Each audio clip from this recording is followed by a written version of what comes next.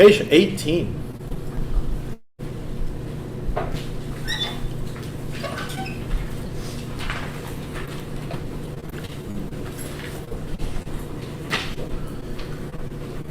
Om Namo Bhagavate Guru Bedurya Prabharajaya Tathāgatāya Arahate Samnyasa Buddhaya Deyata Om Bhekanse Bhekanse Maha Bhekanse Raja Samukate Harinisa Maha Sarva Siddhipala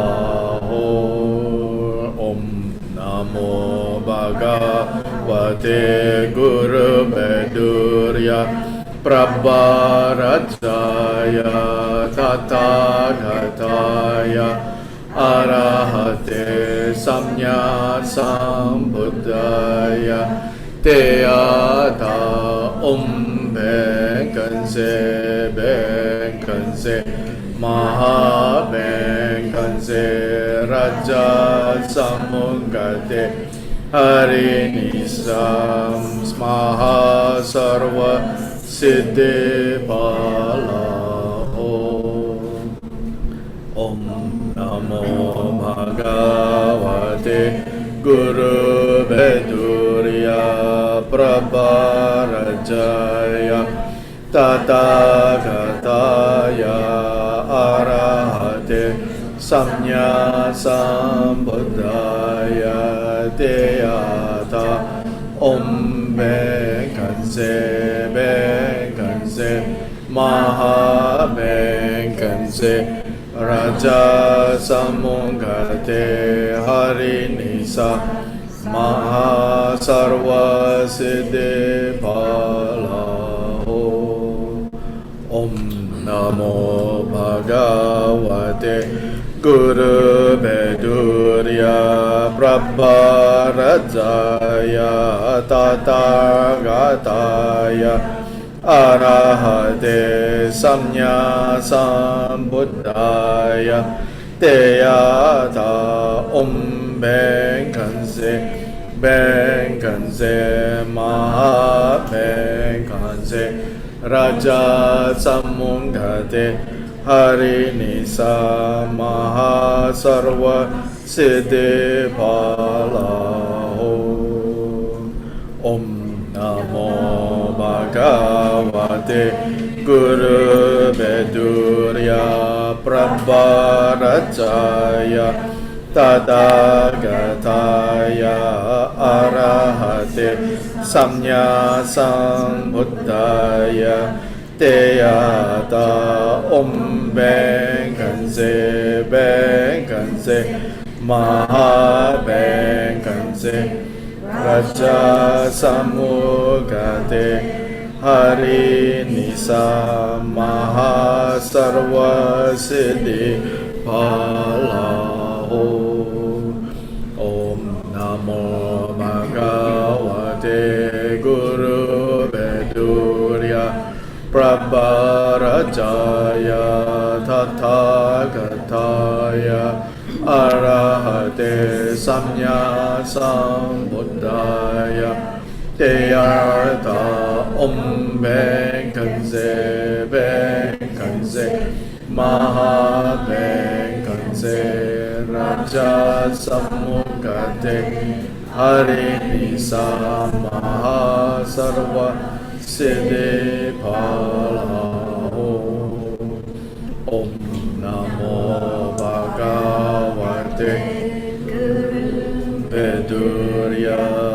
Prabharajaya Tathagataya Arahate Samya Sambuddhaya Teyata Om Bekhanse Bekhanse Maha Bekhanse Raja Samukate Hari Nisa Maha Sarva Siddhi Palaho Om Namo Bhagavate Guru Bedurya Prabharajaya Tathagataya Arahate Samya Sambuddhaya Teyata Om Bekhanse Bekhanse Maha Bekhanse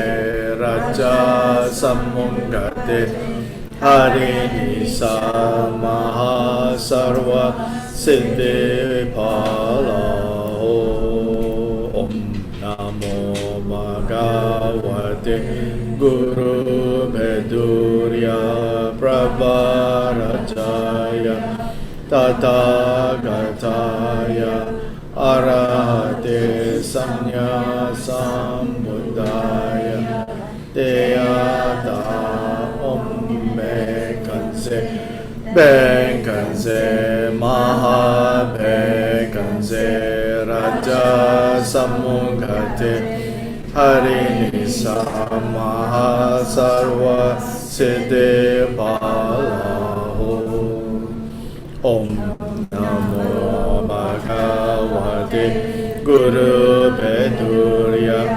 Prabharajaya Tathagataya Arahate Samya Sambuddhaya Teyata Om Bekhanse Bekhanse Maha Bekhanse Raja Samukate Hari Nisa Maha Sarva Siddhi Palaho Om Namo Bhagavate Guru Bedurya Prabharajaya Tathagataya Arahate Samya Sambuddhaya Teyata Om Bekhanse Bekhanse Maha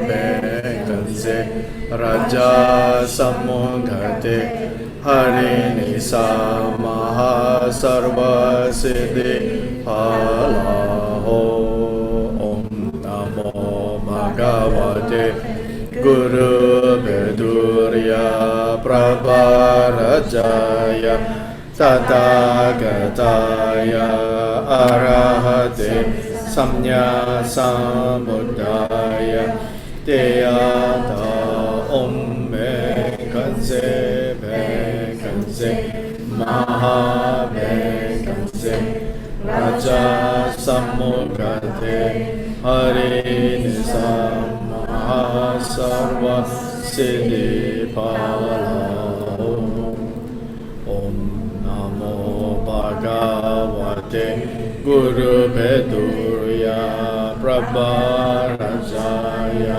Tathagataya Arahate Samya Sambuddhaya Ta Om Bekhanse Bekhanse Maha Bekhanse Raja Samukate Hari Nisa Maha Sarva Siddhi Palaho Om Namo Bhagavate Guru Bedurya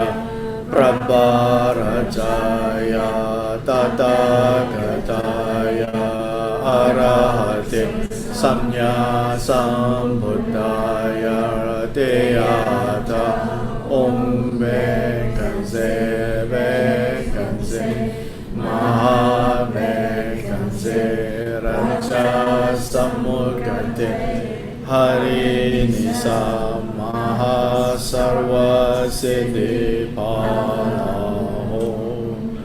Om Namo Bhagavate Guru Vedurya Prabharajaya Tathāgataya Arahate Samya Sambuddhaya Deyata Om Bekhanse Bekhanse Maha Bekhanse Raja Samugate Hari Nisa Maha Sarva Siddhi Phalao.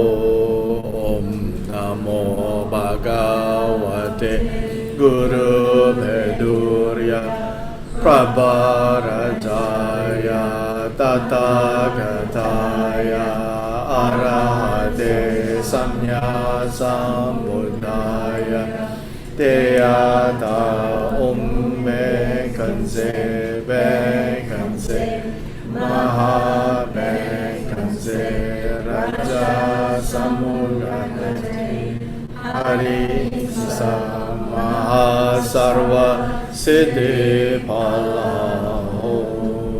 Om Namo Bhagavate Guru Vedurya Prabharajaya Tathāgataya Arahate Samya Sambuddhaya Deyata Om Bekhanse Bekhanse Maha Bekhanse Raja Samugate Hari Nisa Maha Sarva Siddhi Phalao.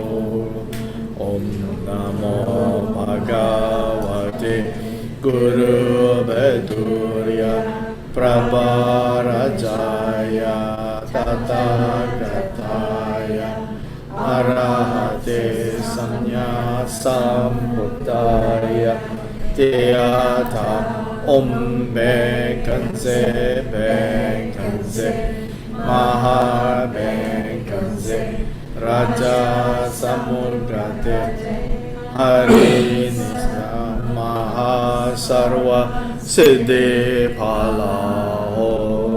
Om Namo Bhagavate Guru Vedurya Prabharajaya Tathāgataya Arahate Samya Sambuddhaya Deyata Om Bekhanse Bekhanse Maha Bekhanse Raja Samugate Hari Nisa Maha Sarva Siddhi Phalao. Namo Bhagavate Guru Benduya Prabharajaya Tathāgataya Arahate Samma Sambuddhaya Deyata Om Bekhanse Bekhanse Maha Bekhanse Raja Samugate Hari Nisa Maha Sarva Siddhi Phalao. Om Namo Bhagavate Guru Benduya Prabharajaya Tathāgataya Arahate Samma Sambuddhaya Deyata Om Bekhanse Bekhanse Maha Bekhanse Raja Samugate Hari Nisa Maha Sarva Siddhi Phalao. Om Namo Bhagavate Guru Benduya Prabharajaya Tathāgataya Arahate Samma Sambuddhaya Deyata Bekhanse Bekhanse Maha Bekhanse Bekhanse Raja Samugate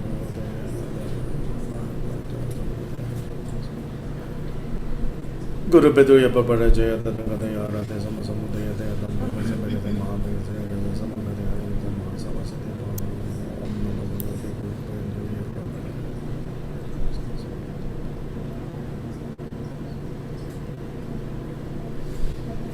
Om Namo Bhagavate Guru Benduya Prabharajaya Tathāgataya Arahate Samma Sambuddhaya Deyata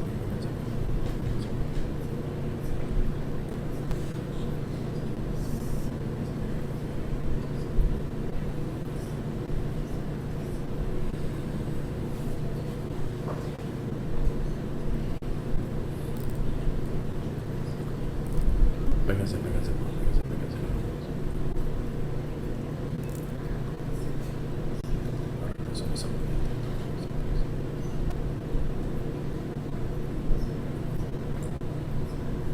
「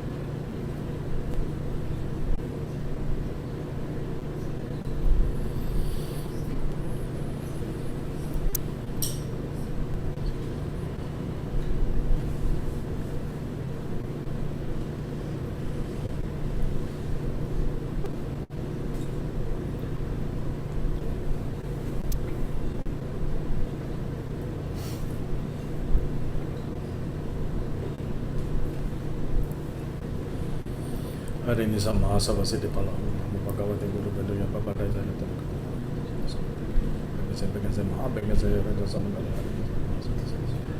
Om Namo Bhagavati Guru Beduya Papa.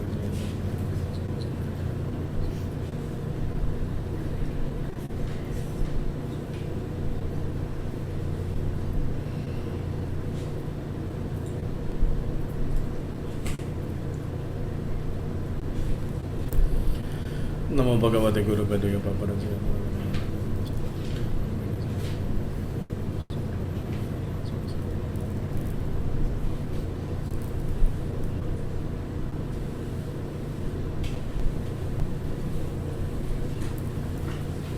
Guru Beduya Papa Rajaya Tadakataya.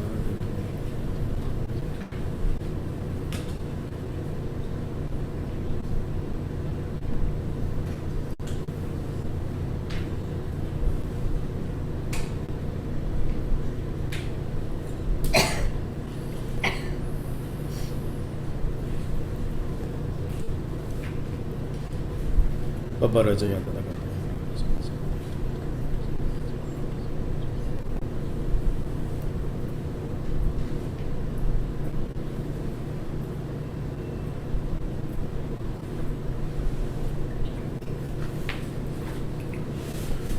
Namo Bhagavate Guru Beduya Papa Rajaya Tadakataya. Rahate Sama Samudaya Teyata Benkate Benkate Mahavajaya.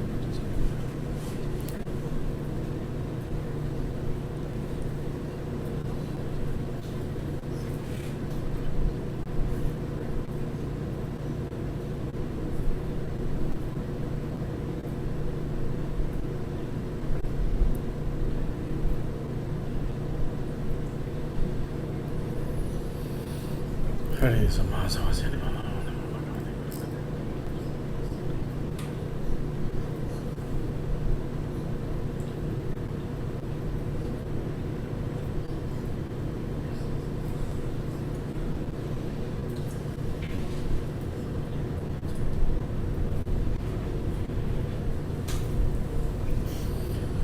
Bhagavate Guru Beduya Papa Rajaya.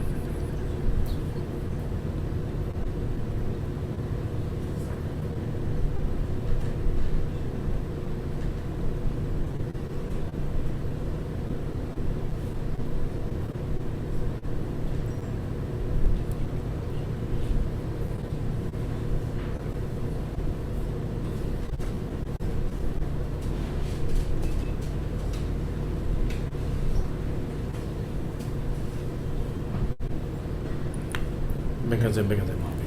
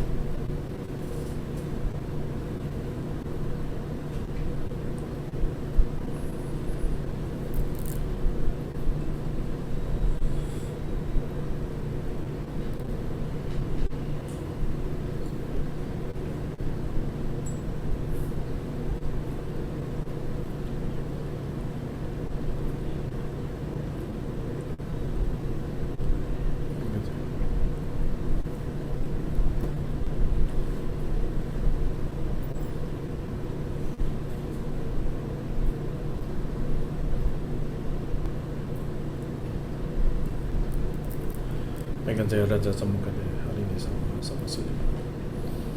Namo Bhagavate Guru Beduya Papa Rajaya Tadakataya. Arahate Sama Samudaya Teyata Benkate Benkate Mahavajaya Samukade Harini Sama Savasiti Pala. Namo Bhagavate Guru Beduya Papa.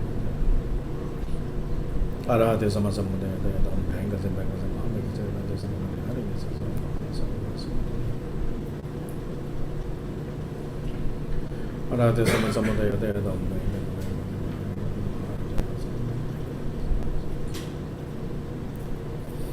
Om Namo Bhagavate Guru Beduya Papa Rajaya Tadakataya. Arahate Sama Samudaya Teyata Benkate Benkate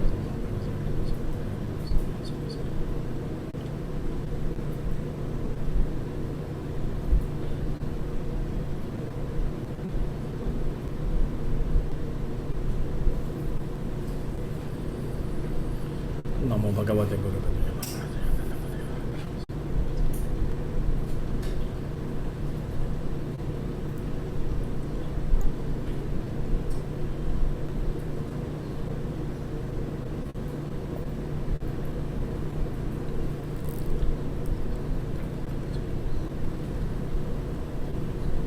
Om Namo Bhagavate Guru Padaya Prabharaja Tathagata Arahata Sammasambuddhaya.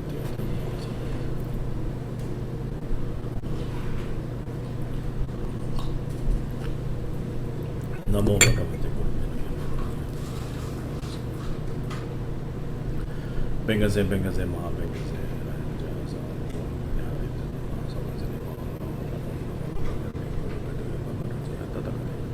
Arahata Sammasambuddhaya Dayadam Bengaze.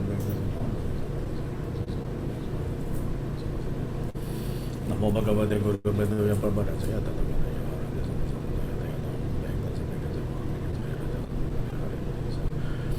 Asavasita Balaho Om Namo Bhagavate Guru Padaya.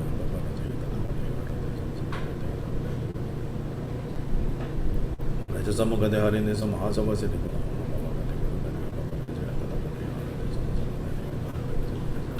Mahabhagase Raja Samukade Harine Samahasavasita Balaho. Om Bhagase Mahabhagase Raja Samukade Harine Samahasavasita Balaho. Guru Padaya. Tathagata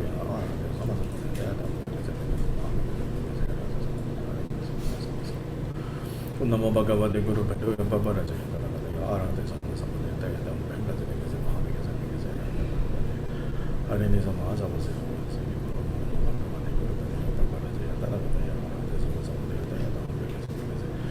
Mahabhagase Raja Samukade Harine Samahasavasita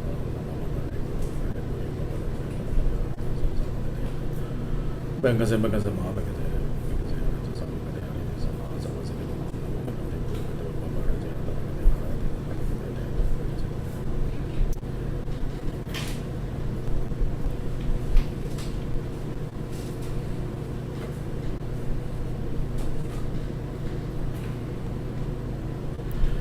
Tathagata Arahate Sammasambuddhaya Dayadam Bengaze Mahabhagase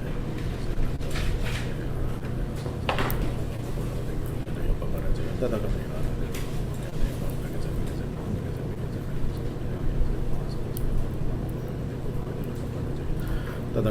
Arahate Sammasambuddhaya Dayadam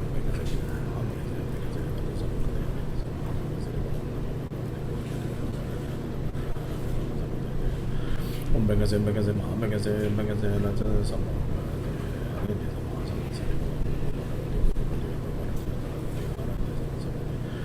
Dayadam Bengaze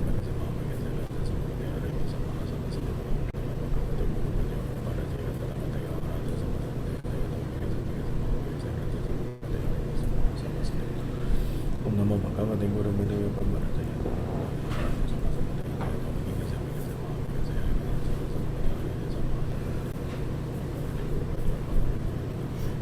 Arahate Sammasambuddhaya Dayadam Bengaze Mahabhagase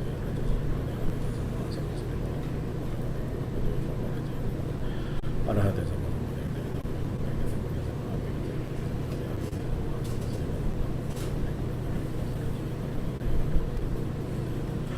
Bengaze Mahabhagase Raja Samukade Harine Samahasavasita Balaho.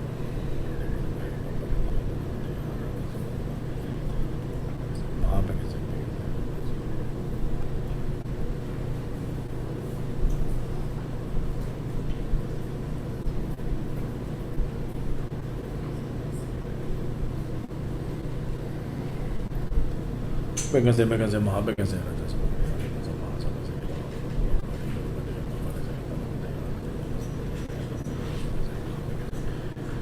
Samukade Harine Samahasavasita Balaho. Om Namo Bhagavate Guru Padaya Prabharaja Tathagata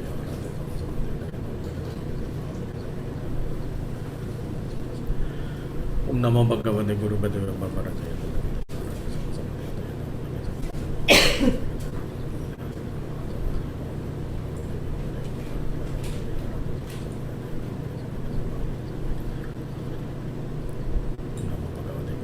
Prabharaja Tathagata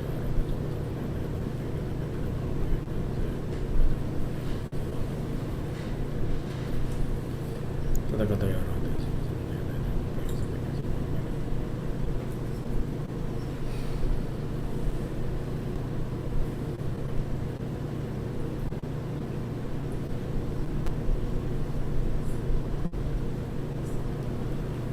Namo Bhagavate Guru Bedu Parvaraja Yata Bhagavate Arate Sama Samadhyate Yata Bhagavate Bhagavate Lakya Sayate Samadhyate Harite Sama Asama Siddhi Parvaraja Yata Bhagavate Arate Sama Namo Bhagavate Guru Bedu Parvaraja Yata Bhagavate Arate Sama Samadhyate Yata Namo Bhagavate Guru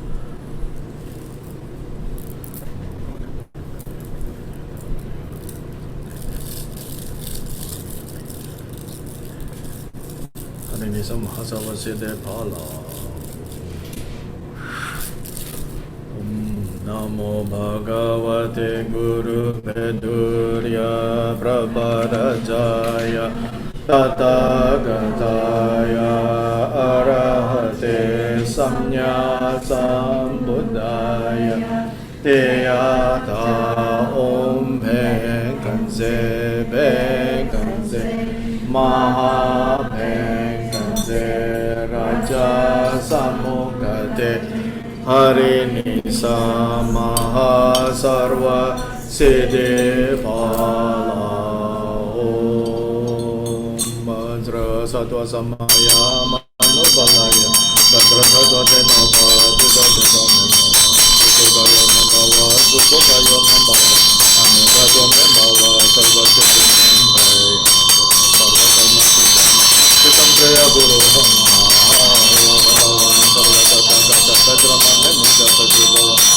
Samaya Sadhu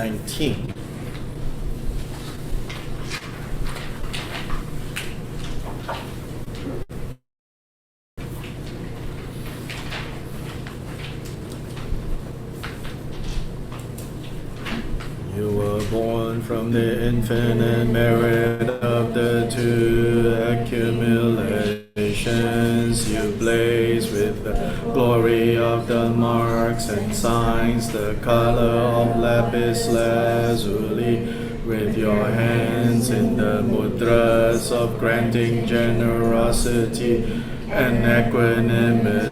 You give refuge to beings to you. Buddha Guru, I pray to you who gather, absorb, and wonderfully reveal all the dharmas of that exalted speech. You holder of the dharma treasury, with your name of primordial wisdom awareness. To you, the two rishis, I pray. To you, Gyunshe Napsuke, Tang Laba Kang Nichu, Kyo Mezi, Lagya Kin Dawe Cho, and Lense Cho, I pray to you. Benden Treng Wa Benden Pun So Cho Do Kie Ning Ning Po Dawe O Se Ge Long Kung Ga O and so Jishonu, I pray to you, Ludu Ningpo Bending Kawe, Dawa Ngonga Bero Chana, Trison Detsen Rapa Ngonshe, and U Darda, I pray, Kelokya Yuto Yutse Kunduka, Jamling Kon Takpo Chendra, and so Zekyapo, I pray to you, Talompa, Yuto Gombo Ben Moga, Shono Ye She. Deserti Jambel Gelsen and you Ni Megon, I pray to you. Si Jiba Jedon Shuwa Shangton Shibo Larje Gewadu Mo Jerane Senchen and I pray to you. Koncho Gyatsen Nyamni Dorje Pe Magya Koncho Pel Sangche and Jampe Senchen, I pray to you. Penchen Kompel Lodron Lexan Menla Don Jesu Norbuge Ringsen Chodra Trile Nambarya and Trile Sangpo, I pray to you. Ton Tru Chogya Tempe Ninje Wang Ele Tianze Se Wang Kun Kya Pel Cho Pel Sangpo Choki Kya Tsen Choki Lodro Chuni Norbu, and to you all lineage gurus I pray.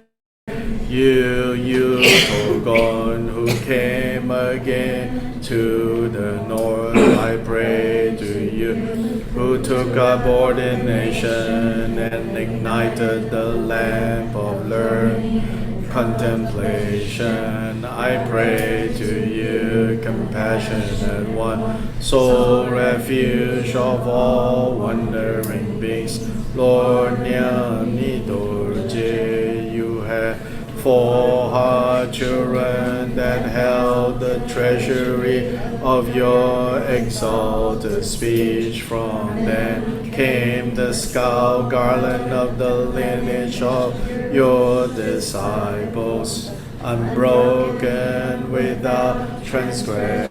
Appeared a golden bridge of wonderful teachers to all you lineage holding healers, I pray to you. The 4 goddesses you wealth bestow, and you estes of the tradition of medicine and healing, together with your retinues emanating in primordial wisdom and worldly ways, and to you the Dharma protecting assemblies of haughty actions, I pray through the blessings, praying in that way throughout all our lifetimes. Bless me so that I may wise in the traditions of healing and uphold the lineage of the rishis.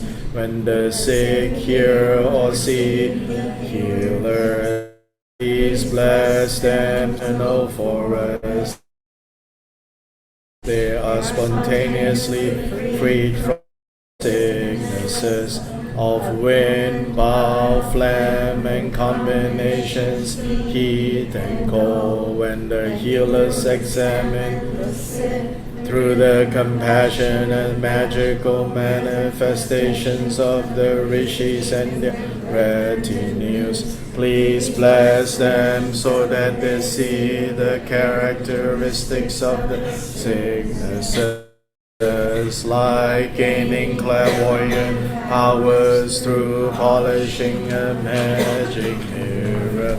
Please grant your blessing so that when the healers give their prognosis, the sick experience like peacocks do when the turquoise thunder dragon roars, feeling that they will be healed and experiencing a mind of joy. May they smile, feel cheerful when the medicine is being made. Please grant your blessing so that all locations of sickness I instantly conquer, like how vipers flee when they smell the Magita, uniting heat with coolness and having coolness ride the horse of heat.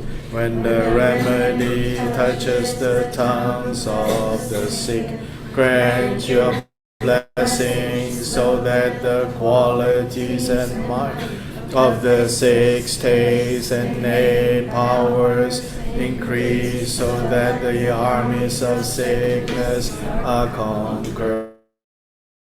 When the medicine is absorbed through digestive heat, through the effects of sweetness, sourness, and bitter, grant your blessing so that the increase of wind, ball, and phlegm is exhausted, and that the disturbances and so forth of the battles of sickness are reversed. After the medicine is digested, may all sicknesses end, may physical strength increase, may obstacles to longevity be pacified, may all our wishes that accord with the Dharma be accomplished, may the supreme indestructible body be attained for all sentient beings. May fiery waves of suffering, like being born in 3 lower realms, and so forth, be pacified. Then may the Dharma be accomplished, having trained in the activities of hearing, contemplation, meditation. May we attain the state of the King of Medicine, through the truth of the compassionate energy of Guru, the Son Buddha, the powerful might of the rishis, Vidyadharas and powerful gods, and the complete purity of the expanse of reality. May that be the cause for the swift accomplishment of these prayers.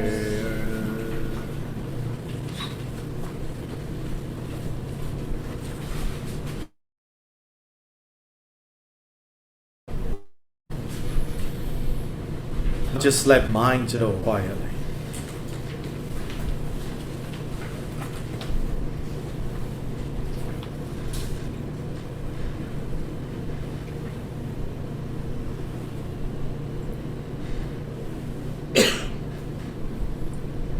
Let your mind rest in the form of Medicine Buddha, wearing the 3 Dharma robes, appearing in the form of a perfect Buddha.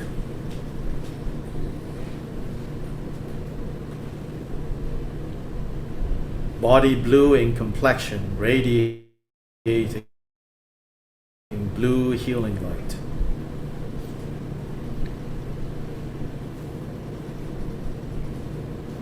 This body is empty inside,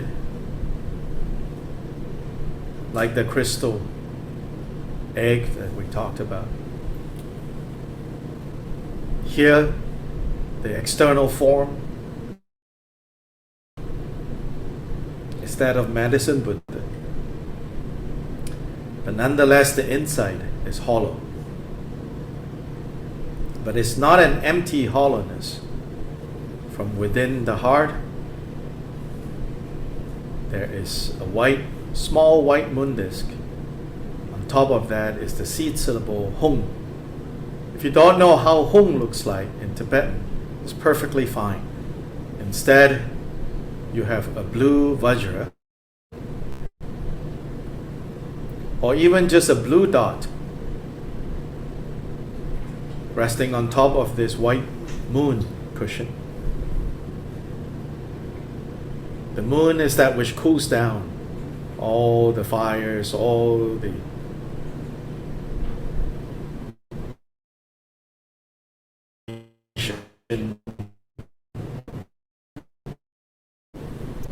body of the monk that moves at home, or the blue Vajra, radiate blue healing lights.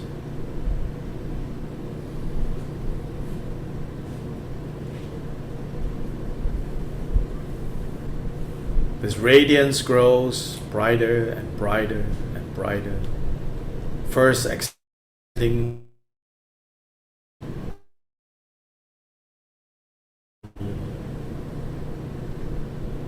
beyond this part of Little Rock, beyond Little Rock, beyond Arkansas,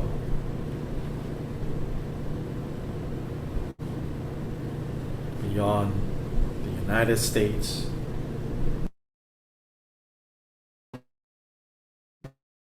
beyond this continent, beyond this world. It's blue healing light. This is radiating in all directions, up, down, cardinal, intermediate. Nothing can hide away. Everyone is basking in this blue healing light. Just let your mind rest or abide brightly. Rest doesn't mean a dull mind. The mind is resplendent and bright, which is the radiating blue healing light.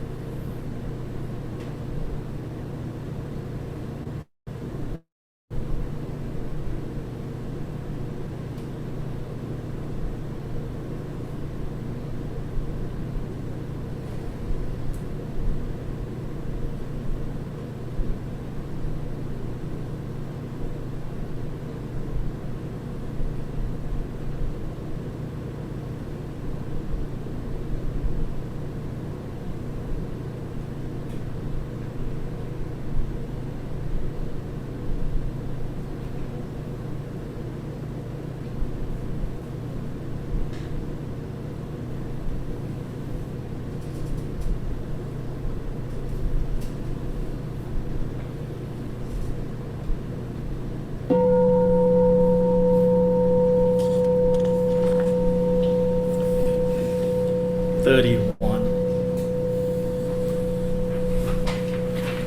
or rather 33, sorry.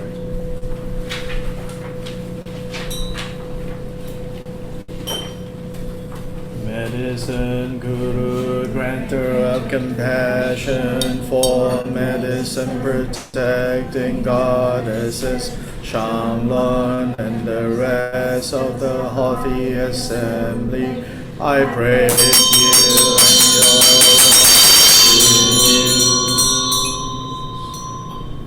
by this virtual merit that I have accumulated, may all sicknesses and unfavorable conditions be fully pacified. May all our wishes be effortlessly accomplished. May I reach awakening like you, medicine Buddha. Om, you fulfill all the aims of sentient beings. In accord with that, please bestow siddhis, even though you depart to the Buddha realms. Please come back again. Vajramu, the primordial wisdom beings, depart to their natural abodes. The Samaya beings dissolve into me. All the worldly ones also then to their individual abodes.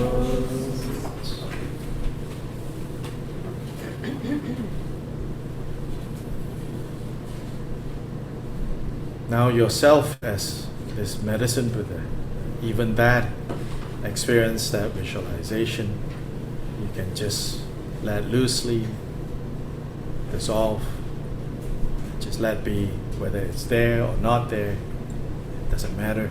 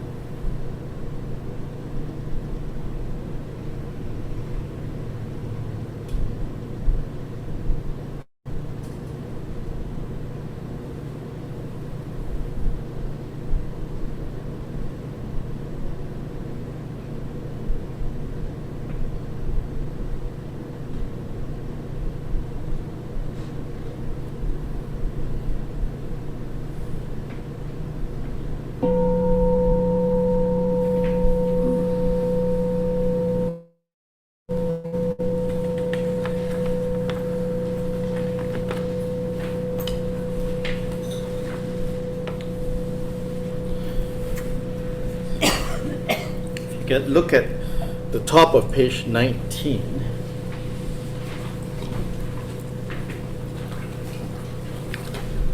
It says here, At times, if you become weary reciting the mantra, there is the following prayer to the lineage gurus. So we did that prayer one time. So this, tells us that mainly the reciting of the mantra is where the power is built up. And really there is no, like I said, yesterday and today, I don't have, any other explanation except you have to experience it for yourself. That by reciting the mantra, the power builds up.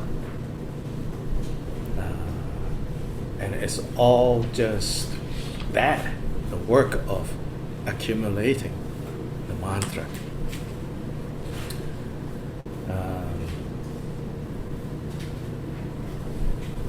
The visualizing of yourself as Medicine Buddha is the liberation side of things. Remember the liberation and the all-knowingness or the omniscience? The all-knowingness and the omniscience is also related to the compassion side of things. The liberation side of things is the wisdom side of things. So you could say that, and then we could say a lot or talk a lot about the wisdom side of things, like the nature of reality, how it is, and all of that. And understanding that is what confers, we say, freedom.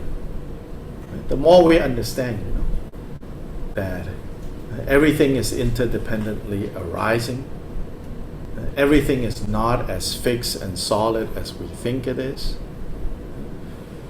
And no matter how difficult, how challenging, how uncomfortable, including if you resolve that I am going to sit and do 1,000 mantras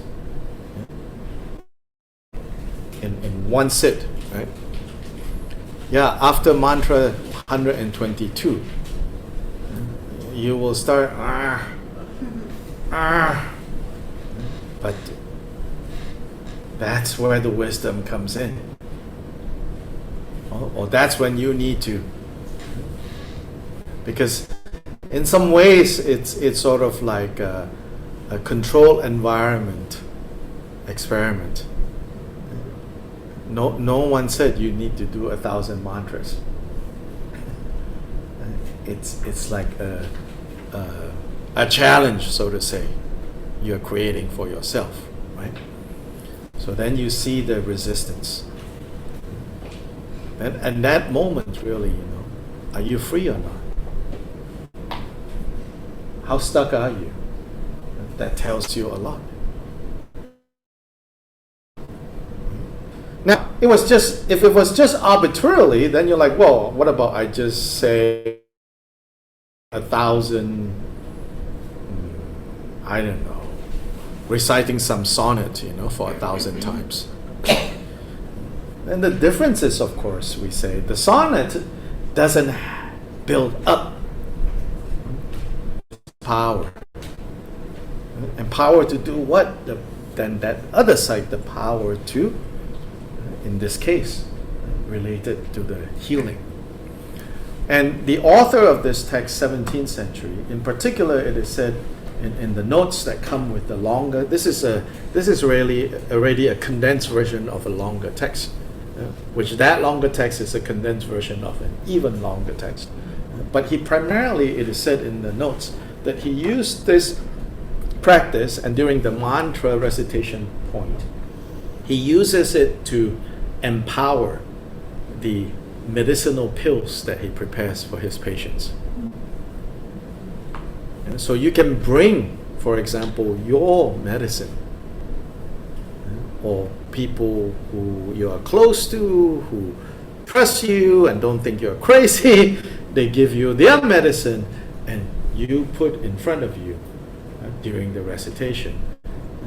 The light from your heart to the heart of the light, to the heart of the Medicine Buddha in front, and to the four goddesses, their light dissolve into the medicine. And then you recite that mantra and let it build up and build up and build up. And it says this is how you empower the medicine, you bless the medicine. To this day, even in communist China and Tibet, controlled by communist China, at the Tibetan Medical Institute, when the physicians gather together to prepare medicine, they do this once a year.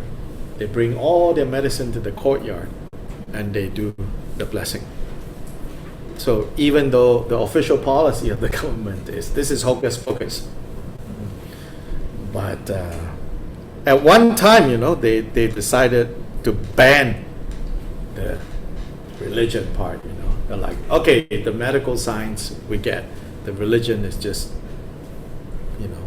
superstitions to control peasants. We have liberated ourselves from the aristocrats. Let's get rid of this. So apparently, the medicine didn't really work.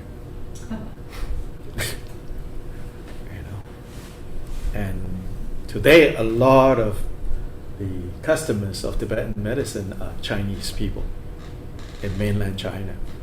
There's great demand for Tibetan medicine. And now these Chinese customers are saying, we only want the ones that have been empowered and consecrated.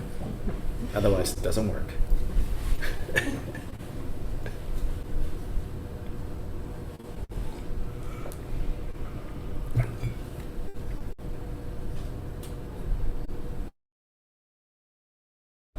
Can I ask a question? Yes, please. Okay. So does that mean this a hard time, Monaco, Sambhogakaya. So for this, what does that mean? Because the form is a Sambhogakaya form. The medicine Buddha in front, the princely form, is called Sambhogakaya. Yeah, so that's the name of this, Sambhogakaya medicine Buddha. So Nirmanakaya is the monk form. Okay. Yeah, so yourself is in the monk form. The actual medicine Buddha that you invoke for blessings is in the Sambhogakaya form. It's the form with all the qualities manifest. Dharmakaya is always the underlying principle, and doesn't get represented. And Dharmakaya is the emptiness aspect. And we have this one? Sambhogakaya. See? Yeah, if you look. I wasn't sure. Are we Yeah. using this one at all? Well, it's up to you. Oh. Page 7. This is just another form of what is at the center of page 7. Same thing. Okay. This is from a picture of a statue we found. Do you have the online. statue? No, I don't. It's beautiful. Yeah. Okay, so Someone's this is- selling it for $900. That's how we found it. It's very rare because this form of medicine Buddha practically nobody has. It's a very, they always say it's a unique lineage. And this is like literally unique, like only us. And now there is a Tibetan doctor, Dr. Nida. Maybe some of you have come across him. He's really good. And he's fully promoting this lineage of practice, even though he's not Drigung Kagyu. Oh, this. Yeah. But, okay, so there are parallel lineages with the same content. It's just the lineage of transmission is different, but the content is the same. So Dr. Nida is operating from a Nyingma, parked in the Nyingma tradition. And of course, they also have the lineage. So the names, like the laundry list of names, all those masters, at some point, it enters the Drigung. Oh. Then one branch continues and goes down to Dr. Nida's. Yeah. I Yeah. know him doing proper. He does something proper. Yeah. So if you're interested in delving in more into like Tibetan medicine, and to even like train in some of the basic I have a few students in Mexico and in California who have become somewhat conversant in Tibetan medicine by just taking like his online. I'm impressed by what he's doing. He has found ways to train students, and at least the students of his that I've met that's training with him, they are not like, we are Tibetan doctors. No, very, very, down to earth and telling you, this is what I know how to do. And he teaches them even how to make medicine compounds.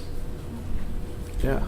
And teaches them, like in Mexico, he will visit and he said, okay, in Mexico, I see this in the marketplace. I see this in your countryside. He will walk with them, like go hiking, and he said, okay, this is this is that is that. You can harvest here, here, here. So he's really he's done really well. I don't know anything. I'm not promoting him for any other reason except I admire what he's doing.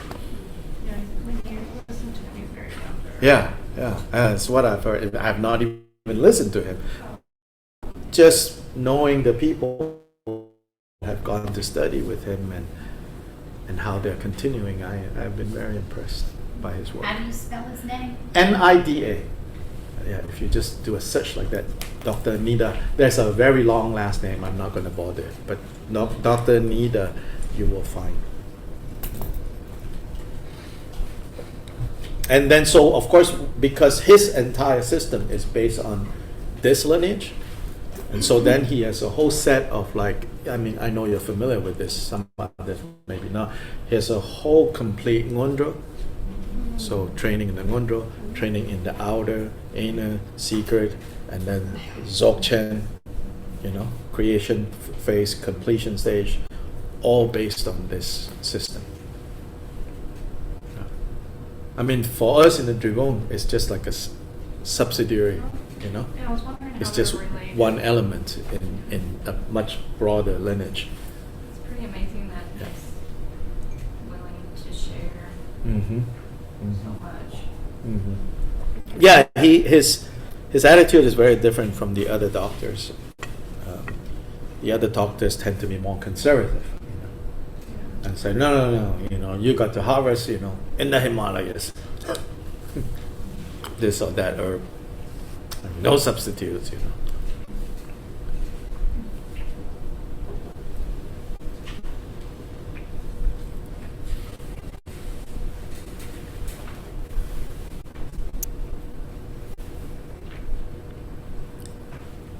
These four goddesses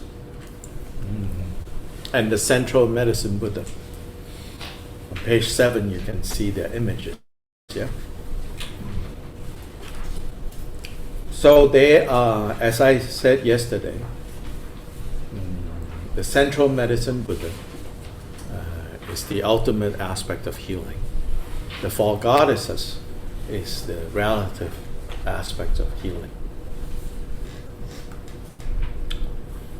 This goes back to the two aspects of the Buddhist path. There's so many ways to talk about these two aspects, but in the strip of all specific context, like basically we call these the two accumulations. The two accumulations are the two building up. The building up of wisdom, which then, wisdom is another word, and wisdom kind of like a fancy sounding word, wisdom. It just means seeing clear. It's not knowledge, It's seeing that is not encumbered, seeing that is not tainted, seeing that is not compromised, right? So how you get there is you keep clearing until all stains are cleared. You see things as they are directly, right? And when you see in that direct way, you see the empty nature of all things. Empty meaning the dynamic nature, the indestructible nature, right? The empty nature. So by building up clear seeing, often called the accumulation of wisdom. But that translation is too literal, I think. Then people think I had to, accumulate and tally up, keep a spreadsheet, of how much wisdom have I accumulated, Back in the day when there are these bank books, you go to the bank to get updated, I'm that old. Can't tell, Asians. I don't know how old you are. So you accumulate wisdom. That's what's going on. So then the other accumulation we call accumulating merit. Now, merit, this word for some people, fine. For other people, say, I don't know. This sounds like, some kind of spiritual materialism. You want merit, you want merit, you want merit, right? But merit is fuel. Fuel. To get anywhere, you need fuel. Without fuel, no matter how fancy the vehicle you have, you cannot do anything.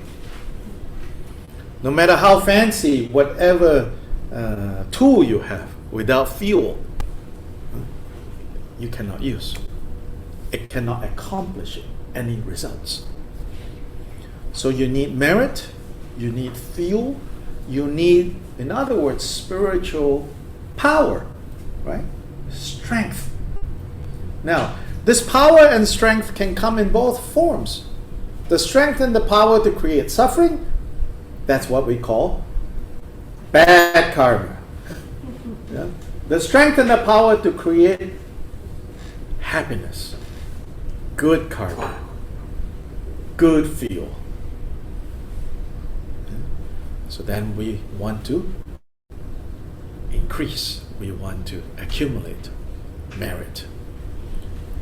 When merit is fully accumulated, it results in compassion of the Buddhas. When this clear seeing reaches perfection, it's the wisdom of Buddhas. So then at that level, at the level of Buddhas, we call these the two wings of the awakened state, which is the perfection of wisdom and the perfection of compassion. Like two wings of a bird. Equal and not lopsided, this bird can fly.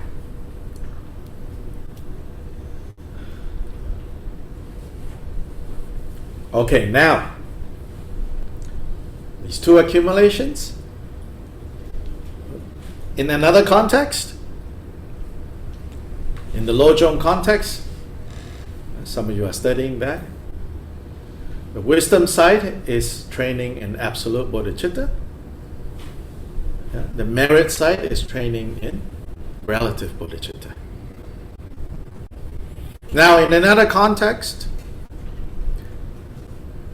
the accumulation of merit side is the training in the self-creation, creation in front, mantra, lights going out, coming in, right? And right before that, the dissolution, the egg, the Om Swabhava, right? And then at the end, the dissolving, the resting of the mind, that is the training in wisdom. The creation, the offerings, the praise, all of that is the accumulation of merit. The training in relative bodhicitta. And so they all are basically pointing to these two things.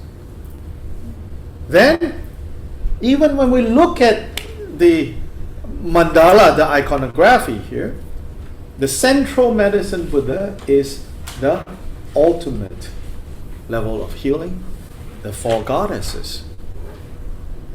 It's the activities of relative healing. The white dakini sitting in front holds a stringed instrument. She symbolizes, she embodies. And it's interesting in Indian culture, and then Tibetan got this from India. The feminine is seen to be the active, represents the active principle. The masculine is the passive. I don't know, but the active principle is the feminine. So wisdom is associated with feminine. Compassion is associated with the masculine. Anyway, here the activity part is associated with the feminine. So these goddesses, these dakinis. So the white dakini is the dakini or the goddess that pacifies suffering. So in the context of healing, right? All the healing methodology, interventions that work in calming down, right? When there is an acute situation, pain, breaking of bones or whatever. So the calming and the soothing, she represents that approach. Then the yellow dakini, we are working with. She is the dakini, and here is described as using a flute made out of a vulture bone. Don't ask me why. No idea. Okay, no idea about the lute either. What exactly is going on there? Okay, but the vulture flute, the yellow dakini on the right of Medicine Buddha, she is the again in the context of healing, in the context of good health, she is the increase of vitality, everything related to increasing all those elements that is necessary for good health, for sound health, mental, emotional health. She increases all those conditions, all those elements. She causes them to become stronger and stronger. The red dakini in the back, having a human thigh bone flute, she is the overpowering, controlling aspect. So meaning the ability to extract, absorb, and bring from somewhere else those elements that we need, right, to have optimal health.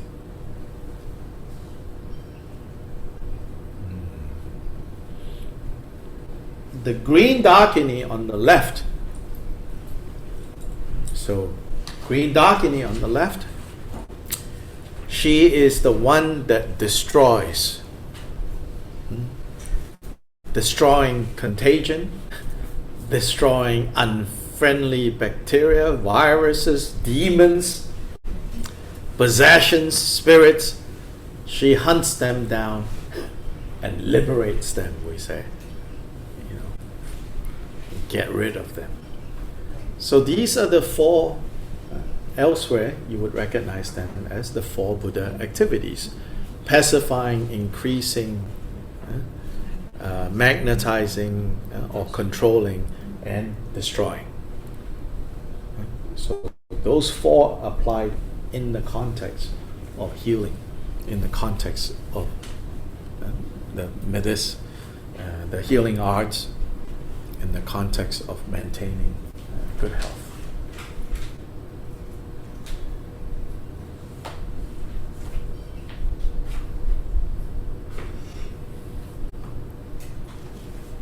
And there's many other details with like Shanglon, for example, that protector. He has two forms. There's a peaceful form and the wrathful form.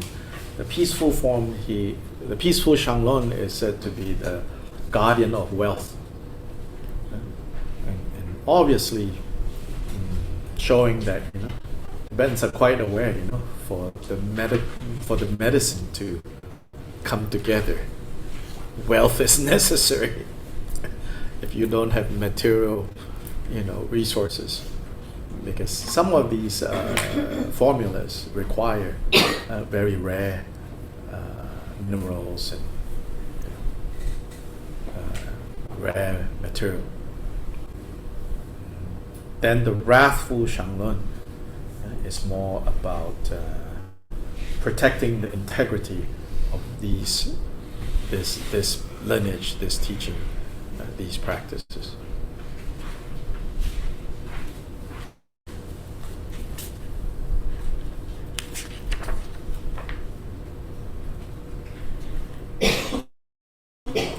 Other questions or comments?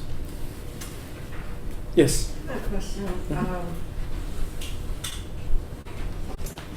So, in order for this process to work, how conscious do you have to be of the process? And my question relates to time when I was in Nepal, and we were in an area where most of the people were Buddhist. Yeah. And we visited a number of different monasteries. Yes. And we actually visited the homes of some of our Sherpa guides. And I don't think that they are familiar with all that we're talking about. And yet... Correct. They don't. Okay. So, does that mean that they can't participate in this kind of healing? Or how? They can. They can. They have a lot of devotion. O ye of little faith, that's our curse. Yeah.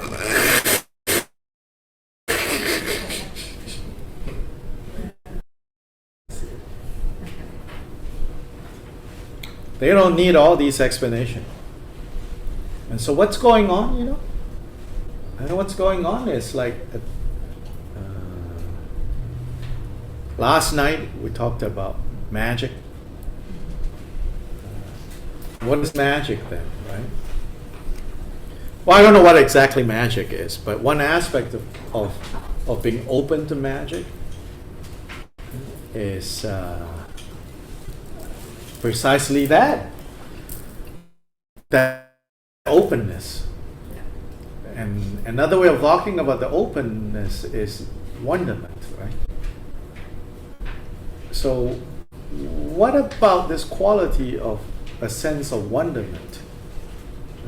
It's, if you look at it, you know, it's really about not fixated on possible, not possible, you know, believable, not believable. There's a sense of wonderment. You know, they're not educated the way we are educated. They have a different body of knowledge for sure. Yeah. You know, like we would be at a loss out there and immediately die because we don't have the knowledge they do. So I'm not saying they don't have knowledge, but their knowledge don't stand in the way of keeping wonderment. Our knowledge seems to compete with a sense of wonderment. The I more also we, sense the strong sense of faith. yeah, that's the wonderment I'm Wonderment, talking about. yeah. Faith, devotion, right? But it's really a sense of wonderment, like, and also like, many things I don't know. Many things remains possible.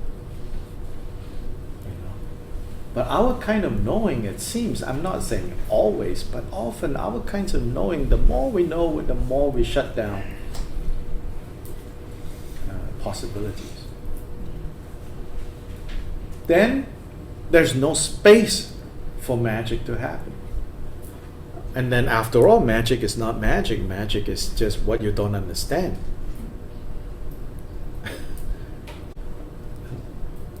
So whether you understand or you don't understand, it's still going to go the way it goes, right? But when you don't understand or when you don't have space, right, for it, it cannot happen. When you don't have space for it, it cannot happen. So how do we create the space for it to happen?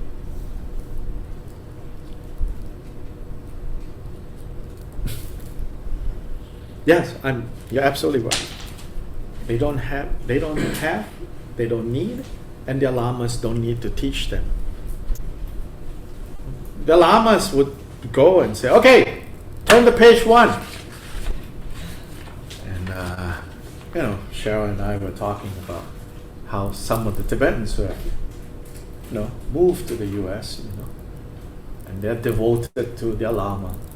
Now, their lama also have a lot of Western students, So 2 groups sit down and decide, let's do practice. And the Tibetans are like,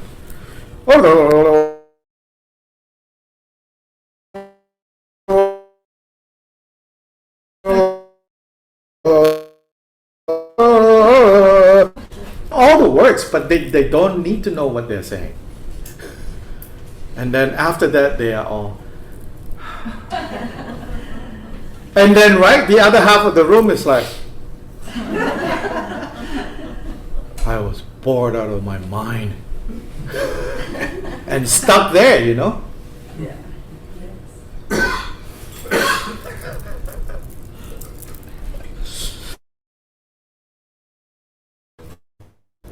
I guess conversely, if we force them to do it our way, right?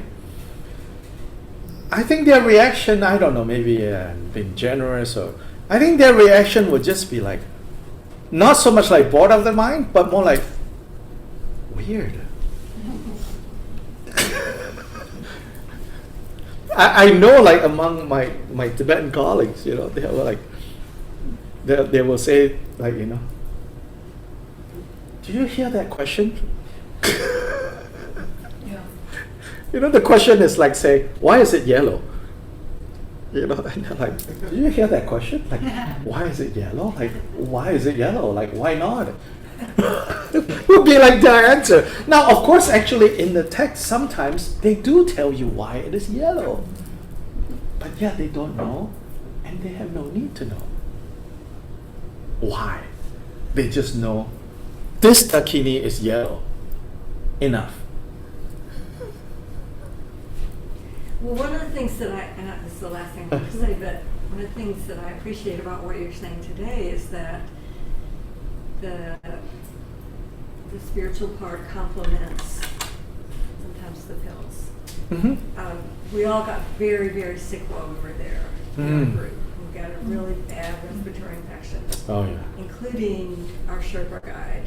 Mm. And so at some point we all started taking antibiotics, including him, because he was getting really Yeah, sick. yeah. One person ended up with pneumonia. Mm. So I think, it's not just this. I grew up in Malaysia where both systems exist hand in hand, side by side. Did I talk about this? It's We all. talked about it Wednesday night.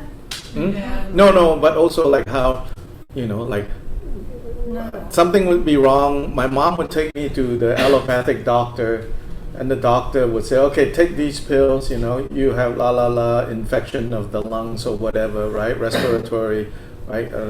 So between coming out of the office and getting the medicine and getting home, Mom has a whole litany of what I can and cannot do. Now that I have a cough, right? And I will be protesting, like, the doctor didn't say that. Mom was like, never mind. We know that when you have a cough, you don't take oranges. Like a whole list of things you cannot do, and you cannot go out and run in the sun. But the doctor didn't say that. This is the other side, the folk wisdom. The funny thing about the folk wisdom is, when I'm over here, I can ignore all of it, I'm fine. But the minute I go back to visit my parents, I try to defy that, misery. So what is going on? I don't know. I think like the mind, the energetic body immediately switches, Now you're in a different context.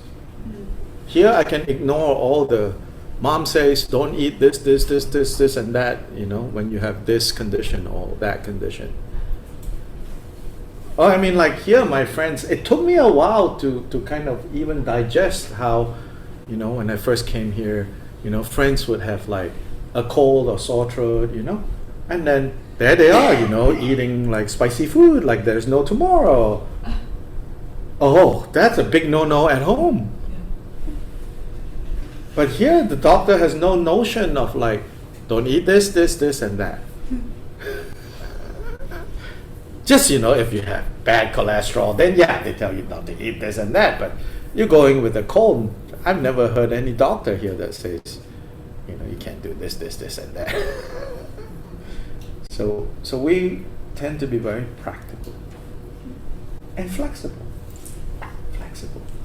And that flexibility has to do with some kind of understanding related to emptiness. I'm not saying that we more naturally get emptiness, but it's related to being flexible.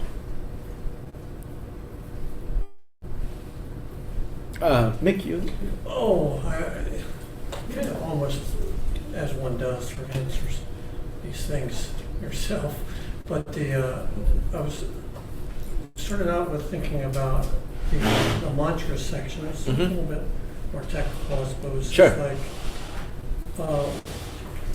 where's the juice, kind of, in the recitation? It's like you have a visualization going. Yes.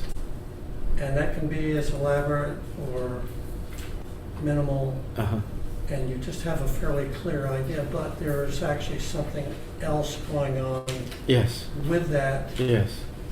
I've known in other practices, I've said, okay, here's the technical stuff, but then at some point, there's some kind of Yes. opening. Yes. And I assume that if the monks or the expatriates and stuff are practicing, they don't need to know why it's yellow, but they're involved on a juice level of this communication between Yes. Samudikaya and Yes. whatever. And so that's why they don't need to know. Yeah. At this point, I'm just ignorant on all levels. Right. So I don't know what I'm right now. Right now it's an unfamiliar mantra. Yes. So it's just enough to Yes. do the syllables. Exactly. And then little by little you're adding, but there's a certain element of like, I'm asking almost an impossible question because I think it builds up by itself. Correct. You're not asking an impossible question. You're answering your question.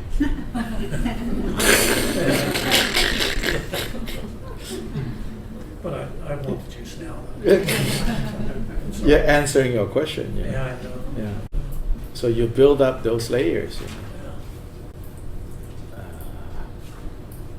And don't forget, you're not just disadvantaged. You have also advantages. I don't know if I have what. You don't just have disadvantages. You also have advantages. Yeah. The advantages for not being from the culture growing up there is there's a freshness to it. And also the karma of Westerners, generally speaking, is the intellect is sharp. And Buddhism doesn't necessarily poo-poo sharp intellect. In fact, they admire sharp intellect. So they say the potential is really strong there. And remember last night I talked about how Tibetan doctors observed that, gosh, most of your problems is you are lung types. Yeah, you are the volatile type. Right? You are driven by desire and the frustration of desire. Right? This Tibetan doctor that for a few years, was in Nashville, And so he rented a space up above our center and had a clinic. And so when he started his clinic, he ordered, medicine in equal measures, basically, phlegm imbalances of the various types, got those medicine. And bile imbalances of various types, got those medicine. Wind imbalances of various types, got those medicine. 3 months into it, he's completely out of wind imbalances of all types. Now, they also say almost all the great figures of Tibetan Buddhism, they are all wind imbalance types. But Tibetan people don't have a lot of wind imbalance problems because they are different types. They are more, phlegm.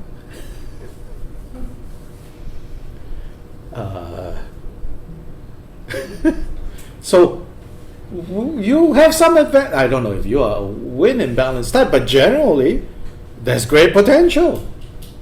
So don't denigrate yourself and your situation. It might sound like I'm saying, oh, you're not like this, you're not like this, you're not like this, but you can come at it from the other direction. So it takes a little bit more experiment. I didn't used to be so interested in experiment, but now I'm more like, you need to test it out yourself. I'll give you the general principles of a particular practice. You should not be fundamentalist about the practice. You should come at it in different directions. And if you trust me, and we have the circumstance, let's talk about, and then I may know what's going on, depending on how you're experimenting with it, how you're approaching it, And I can see that sometimes it has to come from a different direction. So one good example is, I have a friend who is now in his, I think, 80s, and has been a monk most of his life, or at least 2/3 of that. Western monk, long time now. And so he is part of the Gelugpa tradition.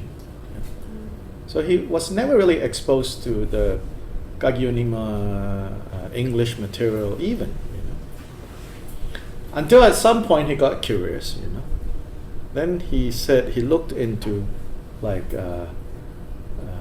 Chogyam Trungpa's teachings, and then he looked at like the general teachings, the popular books, and he was like, he's teaching them all these things, like all these like profound, very high level things, Then he said, then after this, what else does he have to teach them?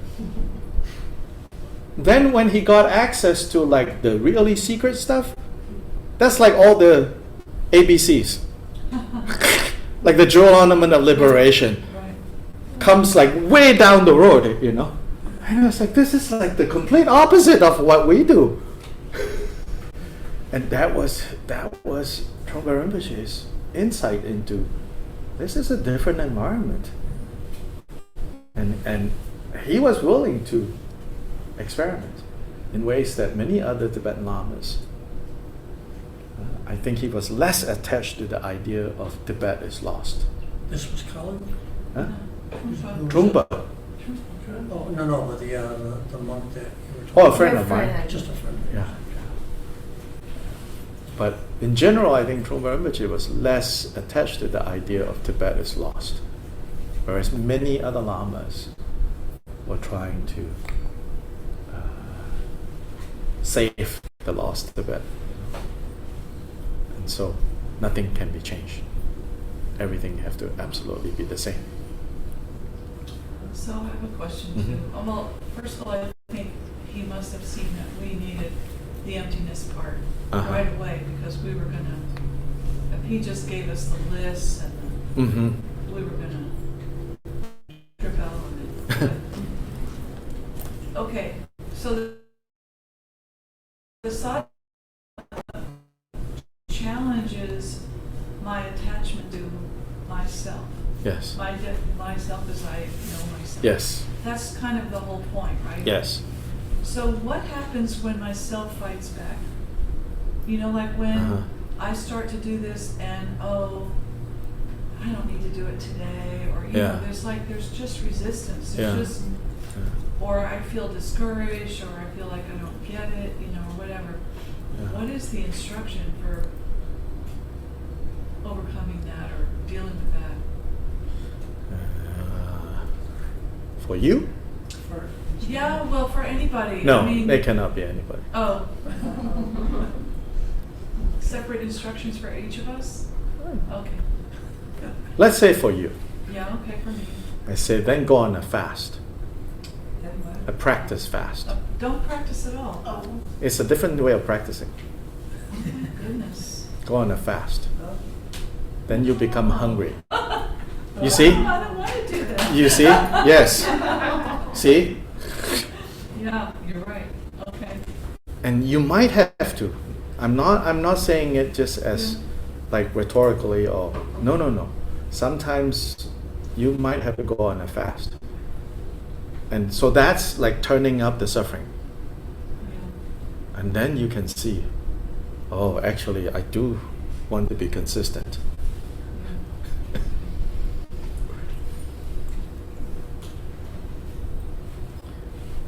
Other people, that might not be a good prescription.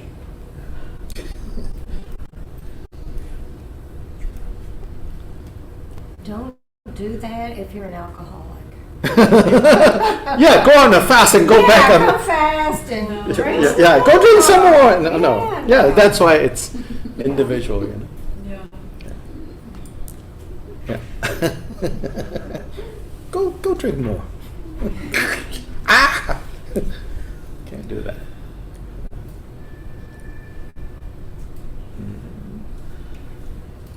And then, so it's not like, you know, don't do the practice and don't think about it. Right. You know, it's don't do the practice and suddenly you're always thinking about it. And you're practicing, and it's a different form of practice. You have not abandoned your samaya, if you ask me, you know, because you are intentionally, and suddenly it haunts you. It follows you until you finally give up and say, okay. I'm gonna do it again.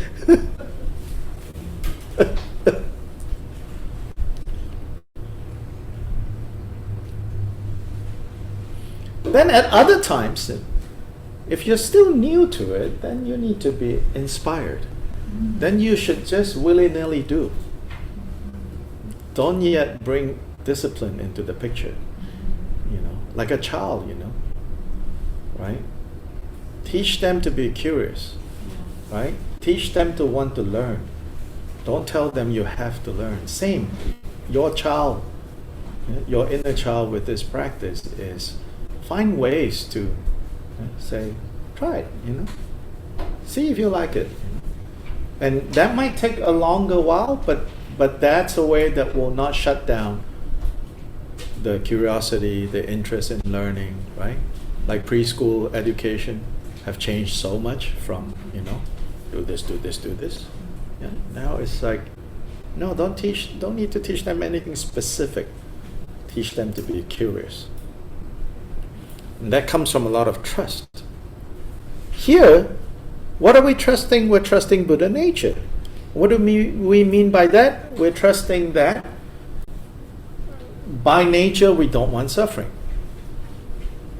So it's a matter of, can we provide the circumstances for that nature to come out? And there are many ways, I think, to provide the circumstance for that nature to come out.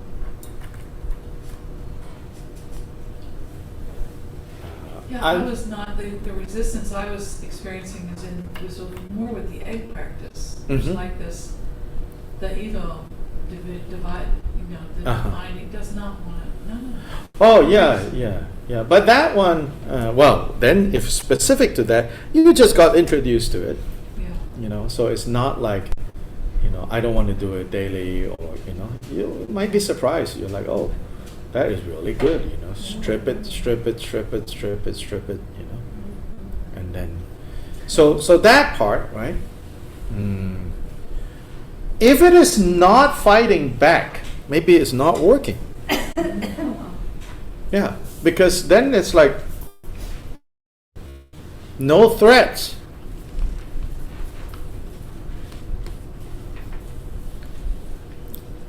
Yeah. Why would they spend any campaign money to discredit you if you are no threat to win against them,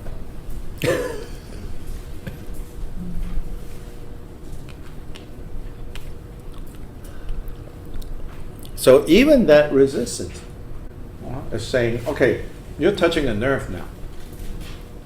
Yeah. So then it's putting up these tape, right? Do not cross.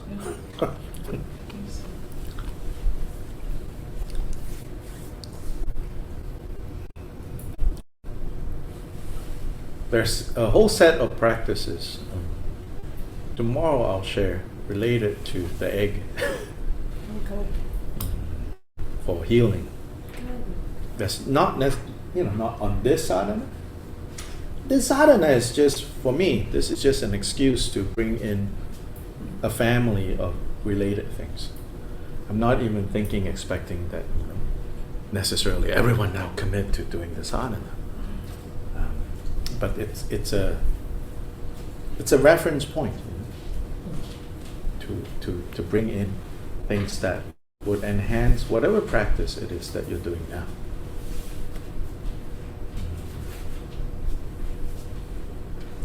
Having said that, there's a lot of depth that you can go with in this sadhana. And at the same time, therefore, it's a little intimidating because I could have chosen a 3-page sadhana, but not much hard to plumb deeper when you want to.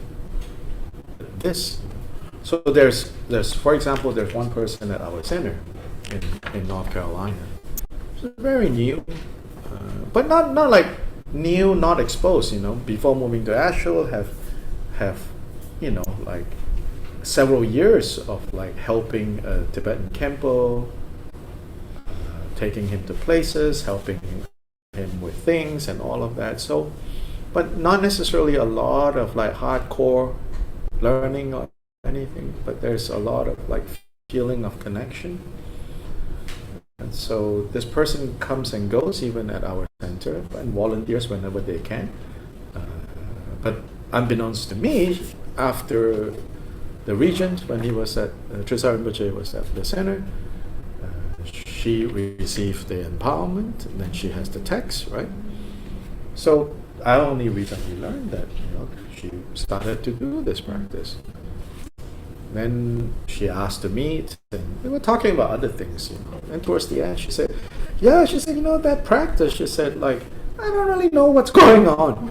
Yeah. She said, but somehow that's what I go back to doing, And then she said, and there was one point, she said, like, I was really annoyed that I have to say all these names. I'm like, good, you're being honest, She said, I was really annoyed.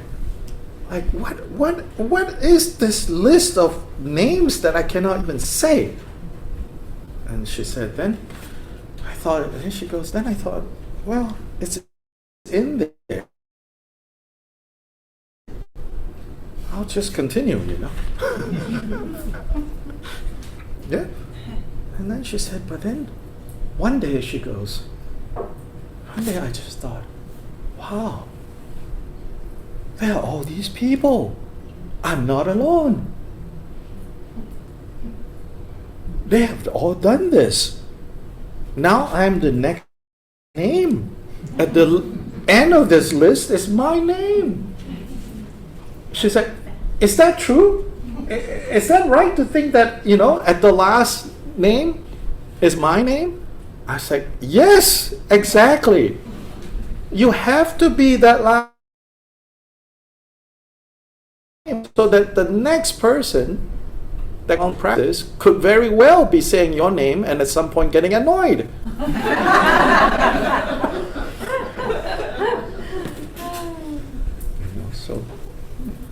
So she's coming from a place of unknown faith, not a lot of knowledge, So it can happen in America too. She said, well, it's there, I guess. I'm just going to continue saying them and getting annoyed and get over it as soon as I can to get to the next section. She said, I like the next section. Her husband is a doctor. So that's why I think she feels a connection, like doing it for him. She said, I like the next section of the prayer. It's just the list. Then she said that. Then one day I go, wait, I'm not alone. There's all these other people. I was like, yes. You did that in Poe too, and I thought that was Yeah, Poe write a long Oh, list of boy. invoking the lineage masters. It's like, Never Poe. Yeah, and then you're like, you mean like when I'm dying I have to say all these names? Probably at that point I don't even remember my name. Yeah, but and the thing is this, we have so much freedom now. So then we don't give anything a chance. I feel, myself included. I'm just going to choose something else. Right? And then we never go beneath the surface. So one of the great lamas of the Kagyu lineage, Shama Rinpoche, when I was in Virginia, graduate school, he started a center in Natural Bridge, Virginia, which is the closest kind of civilization is Washington and Lee University and Virginia Military Institute. Of course, the students come and go, maybe one or two interested, and then some faculty perhaps. But to my surprise, at that center, at least when they first started, they say that they meet every Wednesday and Sunday. Like 30 people would turn up. And these are people in long johns and come in trucks, and they're coming out of the woodworks because there is no other alternative. It's Baptist or bust. And so if Baptists no longer work for you, you go to that which is not Baptist, and you don't have that many choices, and you work with it, And that community, I believe, really grew because they don't have that many choices, right? But we have choices, and that makes it hard for anything to gain any weight for us, We just hop, hop, hop, hop, hop, hop, hop, hop, hop, hop, hop, hop, I'm also not saying that you have to be stubborn about I'm just going to do this, It's also not going to work, but then don't just always think that, I go for the other choice now. It's best, right? An acquaintance that I know from when I was teaching in the college, he was an amazing scholar. Very impressive. My intellectual crush. He might be younger than me. But now he's being featured on quite a few news sites. He's teaching at Penn, UPenn, in the Ivy Leagues. Among the class that has gotten attention in the news today is he's teaching a course which is basically a month-long course to be a monastic. But it's not Buddhist monastic, it's the monastic ideal. And they read from Christian monastic writings, Muslim, no monastic, Christian, Buddhist, Hindu, Taoist, right? And for 30 days, these 14 students have to give up internet, and give up phone, and give up talking. Wow. Talking. And they work it out with their other course professors so that it will work, you know. Yeah, how to live like a monk, something like that. The New York Times featured it. But he taught another course earlier, maybe a couple of years back. It's called something like Sitting with Despair. Himself, he's a scholar in Thai Buddhism. You know, that's like his main area. But that course I read about Sitting with Despair, and I'm thinking, yeah, this is good. Okay, generally in our Buddhist, right, 101, when people come into EBS, when people come into Urban Dharma, we talk about, you know, like, everyone wants to be happy. All of us are looking for happiness, right? We are going in a particular direction with this happiness business. The truth is that in Asia, that's not how people talk about Buddhism. I'm not saying it's wrong, but I think we've got to be a little. We might be like what do you call it? Like fetishizing happiness. So this course, he said, I'm not concerned about their 20-year-old selves. Because at 20, everything is possible. He says, I'm concerned about their 40-year-old selves. And I want this course for them to, when they hit 40, maybe they will remember something that happened that they learned in this course. He says, I'm concerned about the 40-year-olds. Now they have a family. Now they have kids. Now they have mortgage. Now they have aging parents. And despair is part of life. And when despair turns up, what do? So he spends a semester contemplating despair, not happiness. It's like teaching 20-year-olds about happiness. He says, I don't want to do that. That's so superficial. I want them to explore despair. And I want them to understand that it's okay to feel despair. That's the human condition. And I want them to find out or feel when it's not okay. Right? So I have reawakened my intellectual crush of this person. I was like, yeah, right? So when we talk too much about, happiness, it's like a happiness cult. Actually, somebody sent me a random message and said, I chance upon your podcast on God, Caesar, and the cult of happiness. I think I gave a talk like that somewhere. So maybe at one point I was also ranting about the cult of happiness. But I think we should. So this practice, right? Or a practice like this, it's not all rosy, In fact, it part of how it works is it's like the good days and the bad days. You stay with it, right?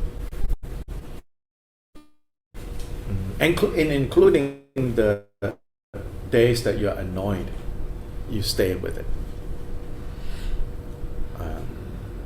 Because, things are going to happen in your life where, you don't have a choice to say, I want to do something else now.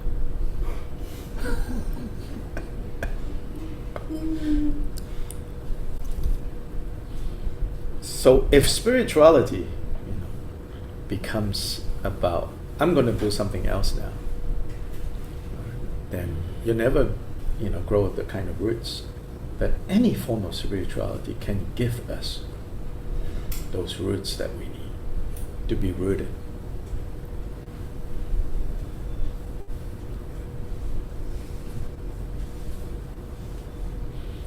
Yeah, so practical kind of like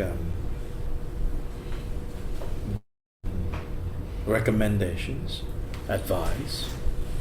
If this sadhana is being introduced to medicine, but has kind of created some interest, then I would say, as simple as having this in some special place in your home where you can look at and gaze on in medicine Buddha, and then chant the mantra beginning like that.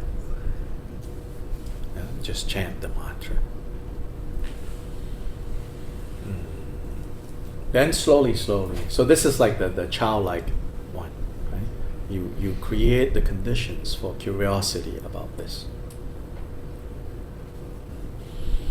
Then you build up the connection to this principle, to this particular form of the awakened state. I want to see if I can find a recording, and that might also inspire some of you.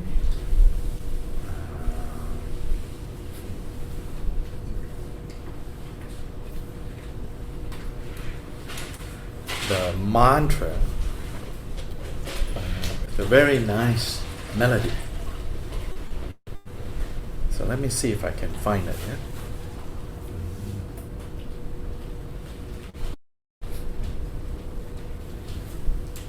If we know another mantra, Bekanti Bekanti Maha Bekanti Raja Simakati Salaha. Yeah, I mean, you can, do any medicine Buddha practice. I'm just saying that if this particular one is one you want to connect to, yes, like I said, or for that matter, not even medicine Buddha, any Buddha principle that you're working with. Okay, it's not here, not on my phone. Where else might it be? Oh, hold on. Maybe it's here. Here.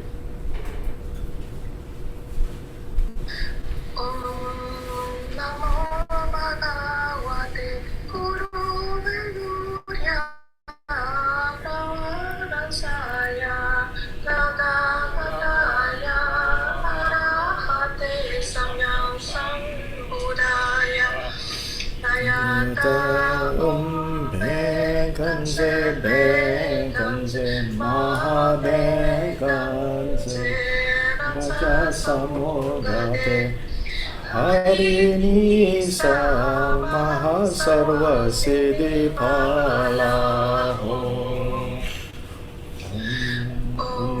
Namo Bhagavate Guru Beduriya Prabharaja. I think there's a semi-professionally done version that I'm looking for. This was during one of the pandemic retreats that we did online. Mahabekanse Raja Samugate Harini Sa Maha Sarva Siddhi Phala Namo Bhagavate Guru Beduriya Prabharajaya Tata Gadaya Arahate samya sambuddhaya Teyata om bekanze bekanze mahabekanze raja samukate harini sa sarva mahasarva siddhipala. Okay, this one is good, I think. Oops, sorry, YouTube. It's trying to sell you a chicken sandwich.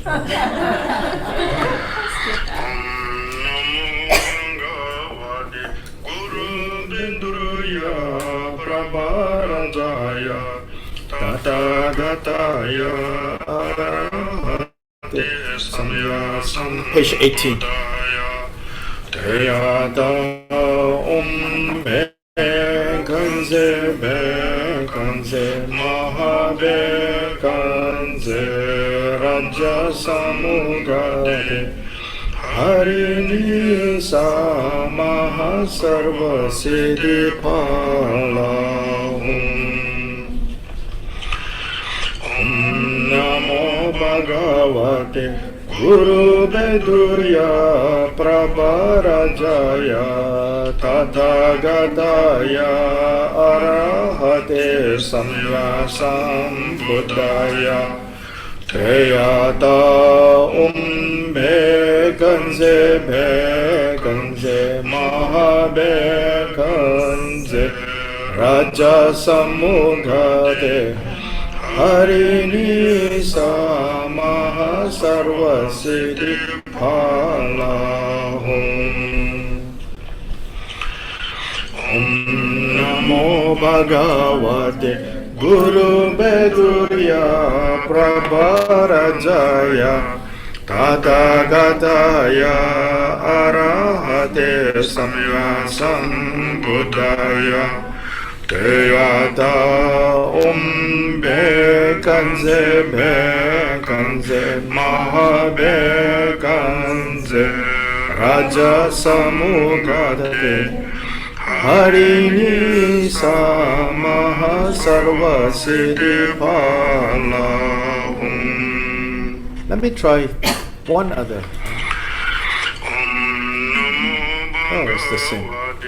Guru Bedurya Prabharajaya Tathagataya Arahate Samya Sambuddhaya Teyata bekanze bekanze mahabekanze raja samugate harini sama sarva siddhipala. There's another one. Let's see if I can find it. Ah, maybe this one. Guru Bedurya Tathagataya Arahate Samya Sambuddhaya Teyata bekanze bekanze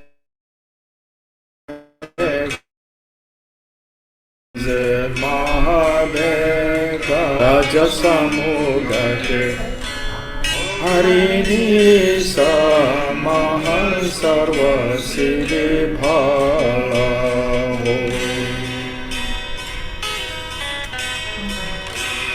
Namo bhagavate Guru Bedurya Prabharajaya Tathagataya Arahate Samya Sambuddhaya Tayata bekanze bekanze mahabekanze raja samugate harini sa mahasarva siddhipala.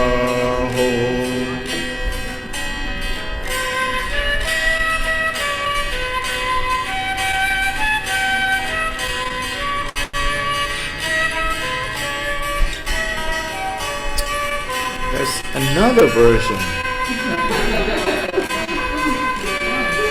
find any of these on YouTube? You find any of these on YouTube? Yes. Where do we find it? Once I find the one that I'm looking for, and then I'll share it with you guys. And, yeah. It's called Treasury of Cities. And in fact, I know like two places, some people in Mexico and some people in Europe, I think, actually did a more professional version of Lamasonum in Boston, chanting this. But I can't find it right now. I thought I saw.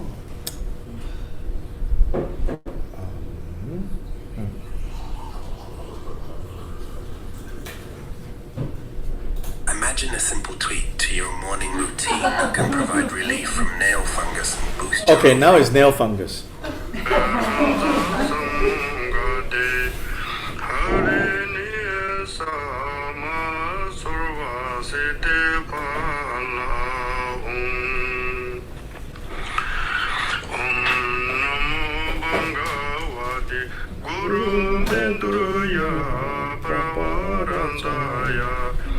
Tathāgataya arahate samya sambuddhaya Teyata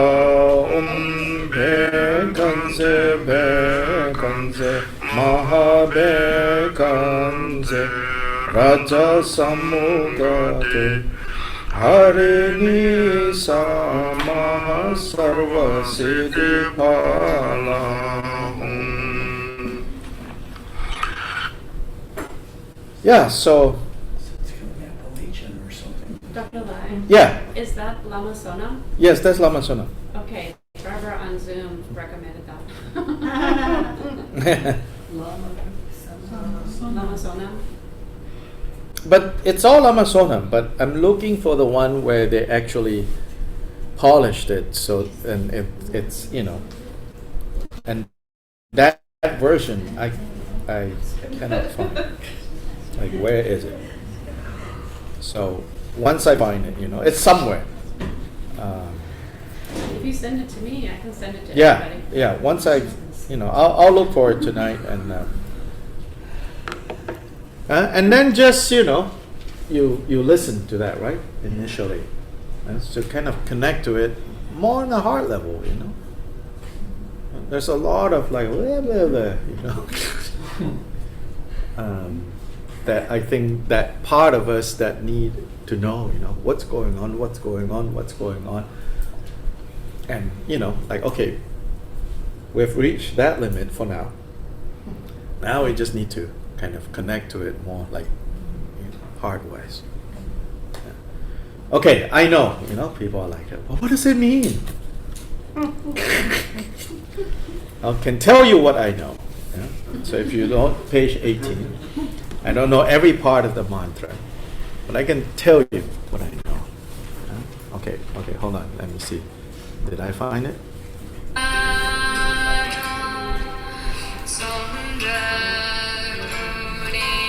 Nope.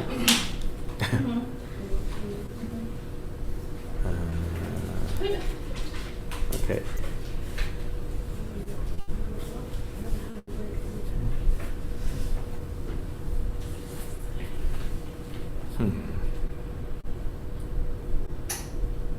Have you wondered if your life experience can come in?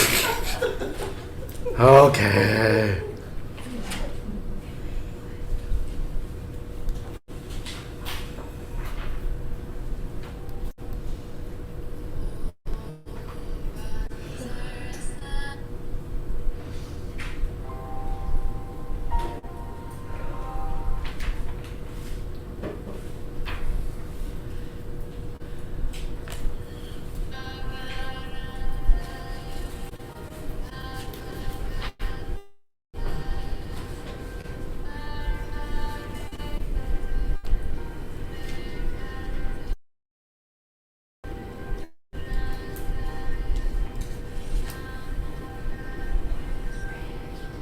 Yeah.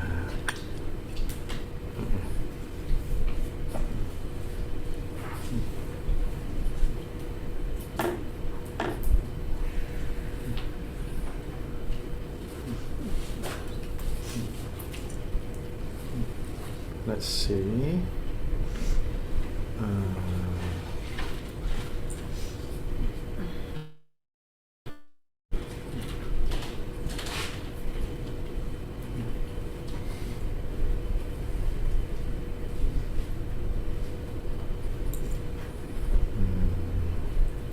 So Om, yeah.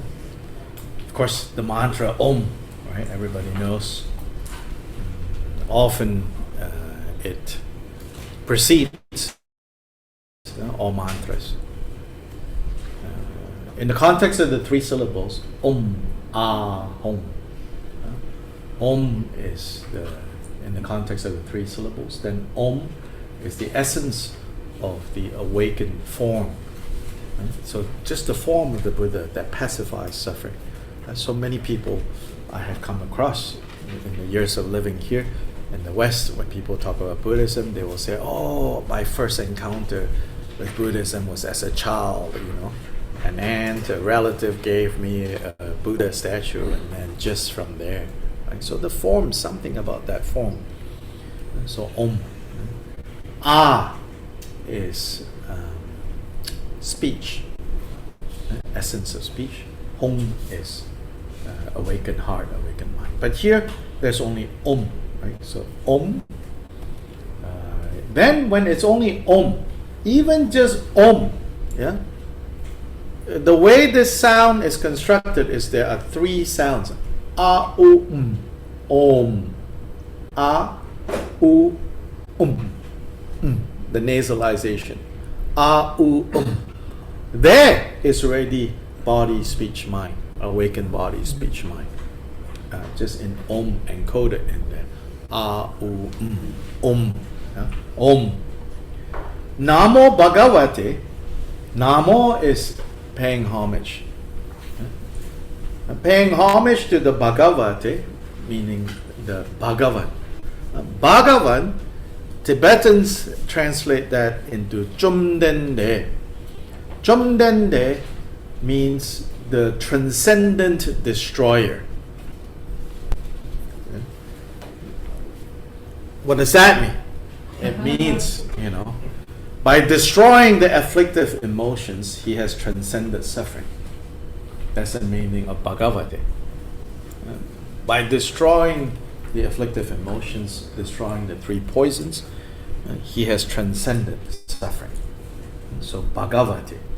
Guru Bedurya, Guru, Bhagavate Guru. Guru is teacher, guide. So medicine Buddha as Guru. Bedurya Prabharajaya is his name. Bedurya is the beryl, is the lapis lazuli. Prabha is light. Raja is king. King of lapis lazuli light, as in our sadhana is translated as in one of the prayers. King of lapis lazuli light. Let me go find it for you. King of lapis lazuli light. Where are you? King of lapis lazuli light. We saw this earlier, I think.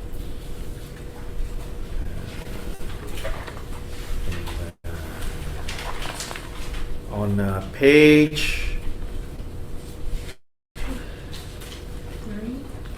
3? Oh yeah, King of Lapis Lazuli Light, right? On page 3. Medicine Buddha Guru. So Guru, King of Lapis Lazuli Light. So that is here in the mantra, Vaidurya Prabharajaya. Yeah. Tathagata, Tathagataya, right? Tathagata is often translated into English as thus gone. As in, thus here means like naturally. So he has gone to that which is natural, that which is real. So he has again gone beyond suffering. Tathagata. Thus gone. Arhate. So that's the pronunciation that is not arhate, okay? Arhate. Arhate. Te. Yeah? Means arhat. Arhat is a foe destroyer. Right? One who has destroyed the enemies. Again, afflictive emotions. Arhate. Samnya Sang Buddha is complete and perfect Buddha. Complete and perfect Buddha. So the first part is really just paying homage. It's saying Om. Namo means homage. It's a greeting, in fact. In Sanskrit, if people are greeting each other in Sanskrit, in India, technically Sanskrit is called, they say it's a dead language, as in people don't converse it daily, like at the market. But the Sanskrit scholars do compose and converse in Sanskrit, so it's not dead by that, that in that sense. But the Sanskrit greeting each other, in fact, not even in religious context, each other, when you greet people, you say Namo Namaha. It's as simple as that. Namo Namaha. So here Namo. But often in Buddhist context, when we see Namo, we say it's paying homage. So generally, Sanskrit greeting is polite. Namo Namaha. So Namo Bhagavate Guru Vaidurya Prabharajaya Tata Gathaya Arahate Sanya Sambuddhaya. Samnya Sambuddhaya. So this is greeting, paying homage to Medicine Buddha. And then the actual mantra section starts with Teyata. Teyata simply means, and it is like this. So it's like, and it is like this, or thus it goes. Then the mantra starts from there. Again, Om. Bekanze, Bekanze is the healer, something like that. Maha Benkanze, the great healer. The healer, the great healer. Raja is king. Samudgate, I already forgot what that is. I could look it up, but Samudgate. But Hari Nisa, right, are the four Dakinis, the four goddesses. Yeah, so they are in this mantra too.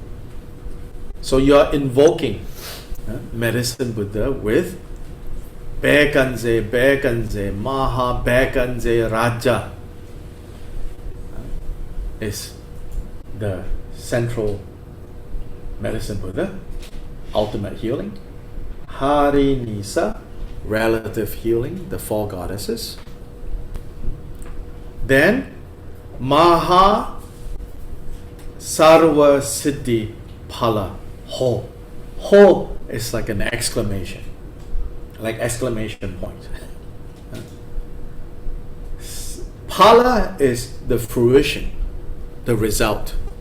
So it's a mantra invoking Medicine Buddha and the four goddesses to confer, to bring to fruition the results. Siddhi, the attainments. What siddhi?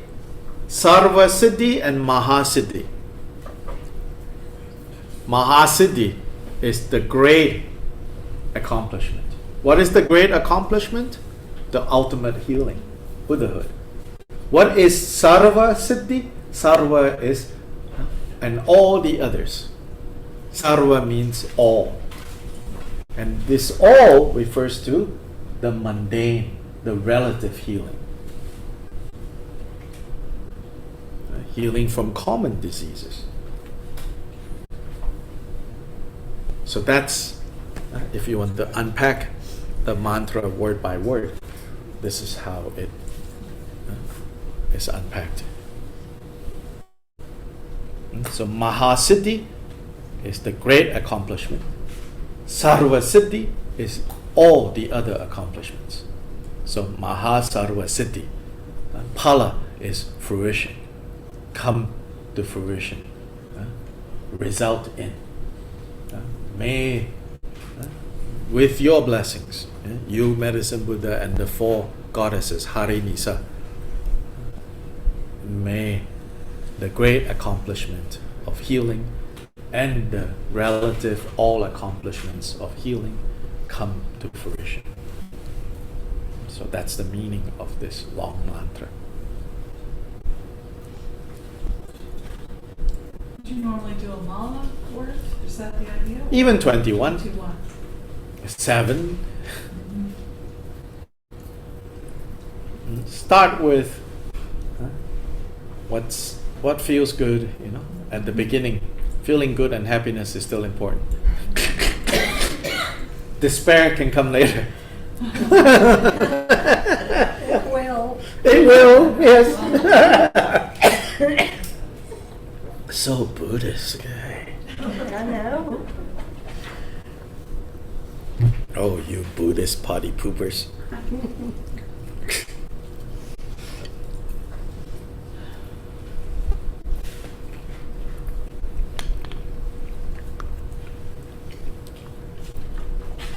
During lunch break, Casey went home and found this beautiful picture depicting the plumbing, the inner plumbing.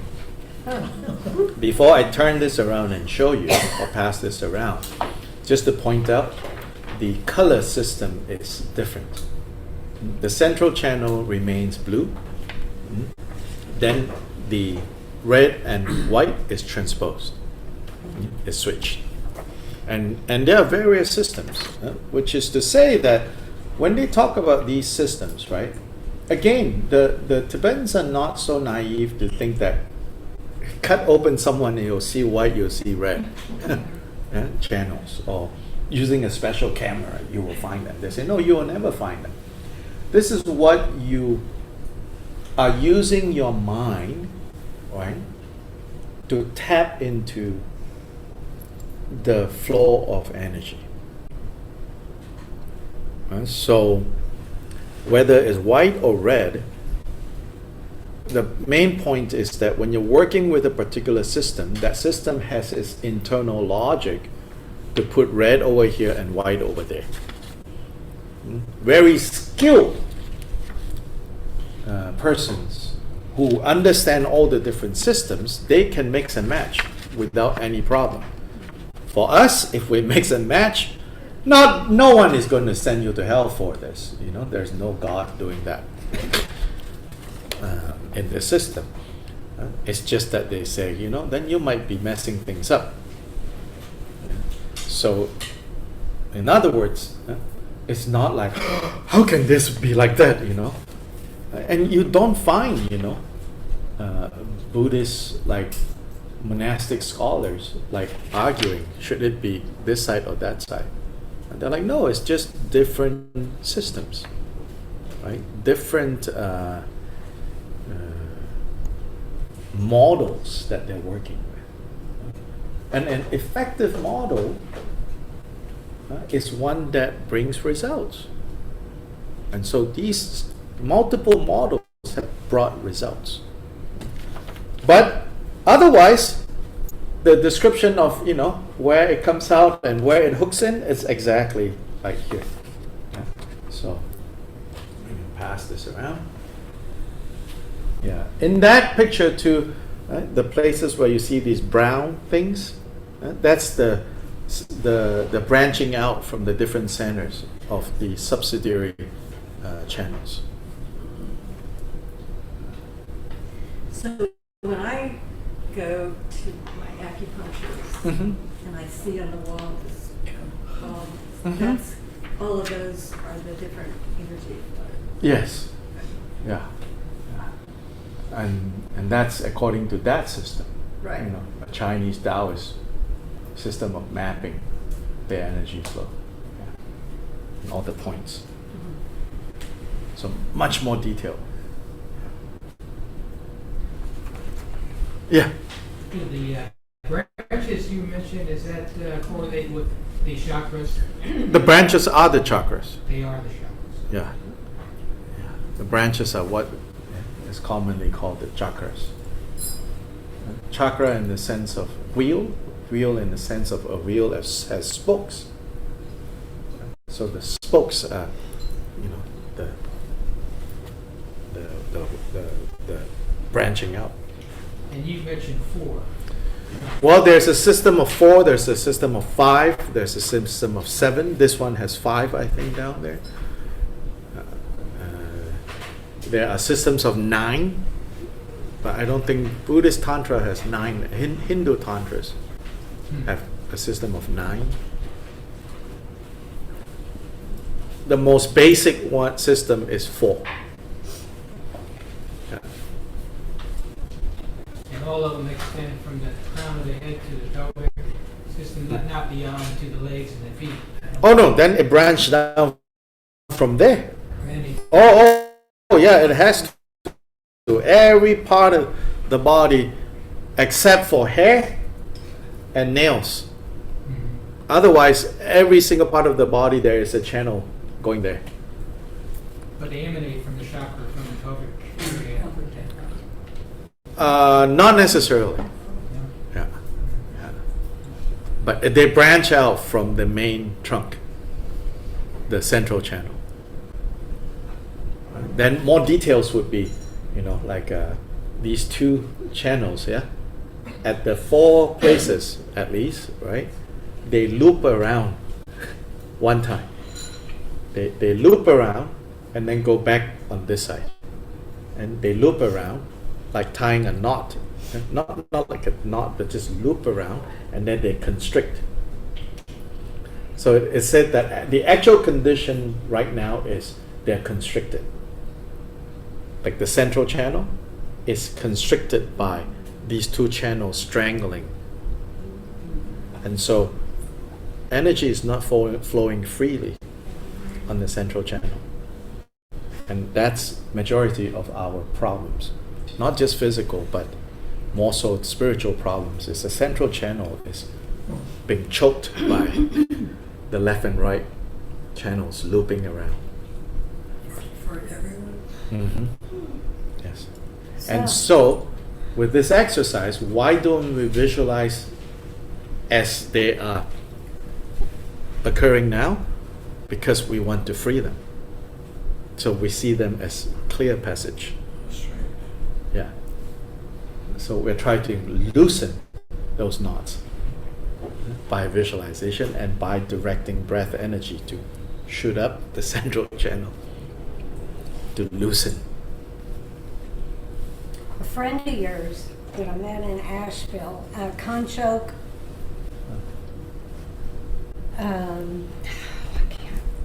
he's a Lama, and he sat kind of up front, and he's been a friend of yours for years, and he used to work at a university with you, or? Pema. Yeah, Pema.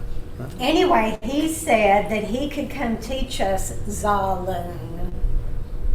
Is that what he said? Yeah, Tsalun, these things. Okay. He was trying to take your business. I said, what? Okay. What is Zalun? It's opening This. up the channels. These channels. Then. Oh, Opening of them. Yeah. But that's what we're learning right now. I was just waiting for a comment. you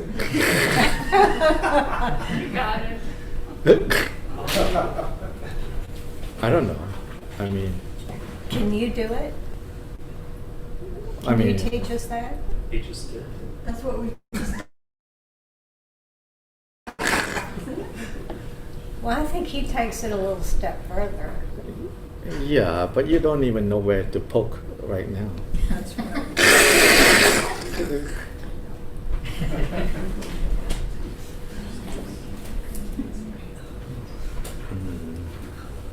In the Drigong tradition, the founder, he says these things are not very useful.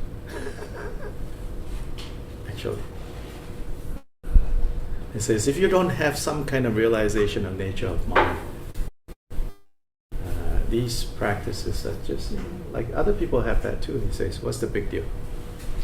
In fact, he says it'll bring chaos into your life. Yeah, like Kundalini yoga. Exactly. And if you Yeah. awaken that too quickly. Yeah, exactly. And I'm aware of that. And so it's like, he says, there's no point, and in fact dangerous. And then Kyoba Jigten Sungren says, now, when you have perceived this nature of mind and stabilize it, then you need this. Because this will speed up the rest of that process. But until you have arrived at seeing nature of mind and stabilize that realization, then he says these practices will not bring the result that you're looking for. And can be very destabilizing. Yeah. So, but people get very excited. I didn't invite him. Yeah. People get very excited, by these things. Yeah. Because you can. I can tell you, like, if we had spent today doing that, you'll start feeling things, of course. But then, who is going to, do cleanup on aisle 4?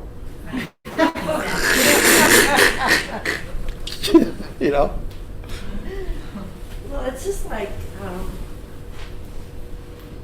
not just like, but it sounds sort of like to me like a doctor going, or doctors that are volunteers that go to like Nepal to help with some kind of medical situation. And they're there for like 3 weeks and then they leave. And then there's no one there that has the knowledge to continue the care or Right. to continue with the process. Right. And so what we're And doing for here- serious things, Yeah. Yeah, I And mean, what it's we're doing different is if they're much going more- to, like cataract operation, like, Yeah. okay, good, Yeah. right? People can see now. But like the serious things, it's irresponsible. But this takes more time, and this takes devotion. Yes, And devotion. commitment. Right. And that's not easy. Devotion. I want to give one example. It's also about students, how students have to figure out how to be students. Recently, I had a communication with someone who has been in retreat for a while, very serious, very intensive retreat. And they wrote me and asked something about their retreat, that they're facing some stuff in the retreat. When I got the question, they also asked about other things, and I answered the other things. But the things specifically related to what they're experiencing in the retreat, I said, I am mulling over your question and it's percolating. I don't have words yet. A week later, they wrote back and they said, and then, continue chit-chatting about one set of things that I did talk about. And then this person said, as for that question, they said, please forget about it. I'm sorry I asked. Yeah. He said, because if you tell me something and I don't do it, because I have another teacher that's guiding me on this, then I have introduced chaos into my practice and I have disrespected both of you.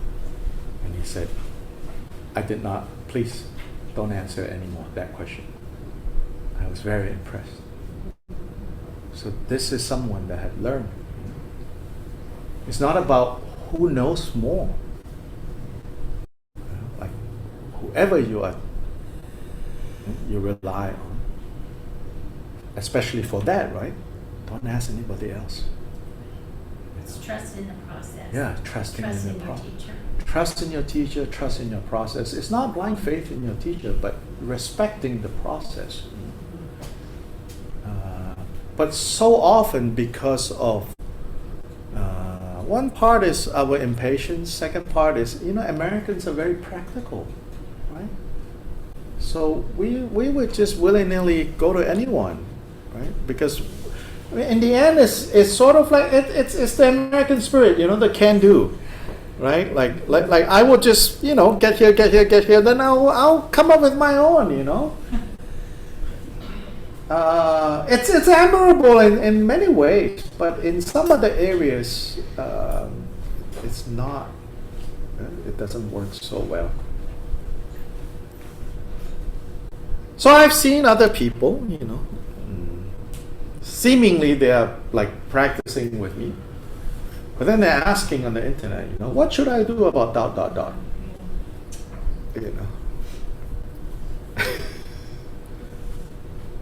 I'm not territorial. I'm just like, whatever, I'm not going to say anything, But somebody wrote there and said, shouldn't you be asking whoever you think you're practicing with? But that question has not been asked yet to this day. But has been asked to the universe, so to say. But it's not like people are bad or anything, It's just, these are things that we along the way have to learn, And to tell the truth, I did not answer him because, I didn't know, but I was impressed that he had more, I feel, understanding that I had specifically with that issue. I couldn't put a finger on why I'm not answering that question, and was impressed by how he got it first. I said, yes, that's why. I had no words, Those of you who know me, I always have words. Yeah, If but I- was if I thinking, don't, that's impressive that you just. If I don't, I just make it up. No, I'm kidding. But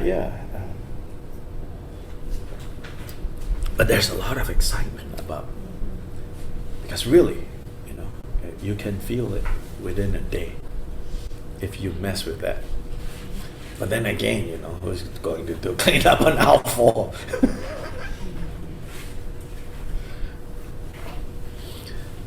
I think I've shared before, I had a student as in college student who went to India, junior year abroad, got Kundalini stirred up, came back and took his own life, jumped off a bridge at the college. And I saw him the night before he came to my house in desperation, and I couldn't tell it was that serious. The next morning they found him. That's a very extreme, okay, no. Right. It doesn't happen like, Right. so commonly, but it is. It was completely. I also suspect actually beyond the Kundalini, the other element, the interdependence there is that malaria drug. Oh, What do they call it? It causes hallucination and paranoia. And that combination, taking that malaria drug and going to India or Nepal, very dangerous. What is it? It's a malaria I drug. know. I don't know what. I don't know. Yeah, if you look it up on You'll find it. on Google, you'll find it immediately because there's enough cases of, and of all places, right? Young people going to India, Nepal, looking for spiritual experiences, out of body experiences, and then that drug incidentally causes hallucination and paranoia. Oh, Lord. Yeah. This is part of the vaccination protocol for when you're traveling over there. It's a drug that you take. It's not a vaccine. It's an oral. It's an oral. Oral Yeah. So, Yeah, and I have several people who had various degrees of that hallucination. Another person that I know of that I don't know was a Russian nun that jumped off a building from the second floor of our monastery because she said that, no, she wasn't Russian. I think she was somewhere in the Eastern European, and she said that a Russian Shaivite priest was trying to murder her, and so she jumped off. Well, I had a friend that stayed at Bodhi Gaya forever, and she came back and she became,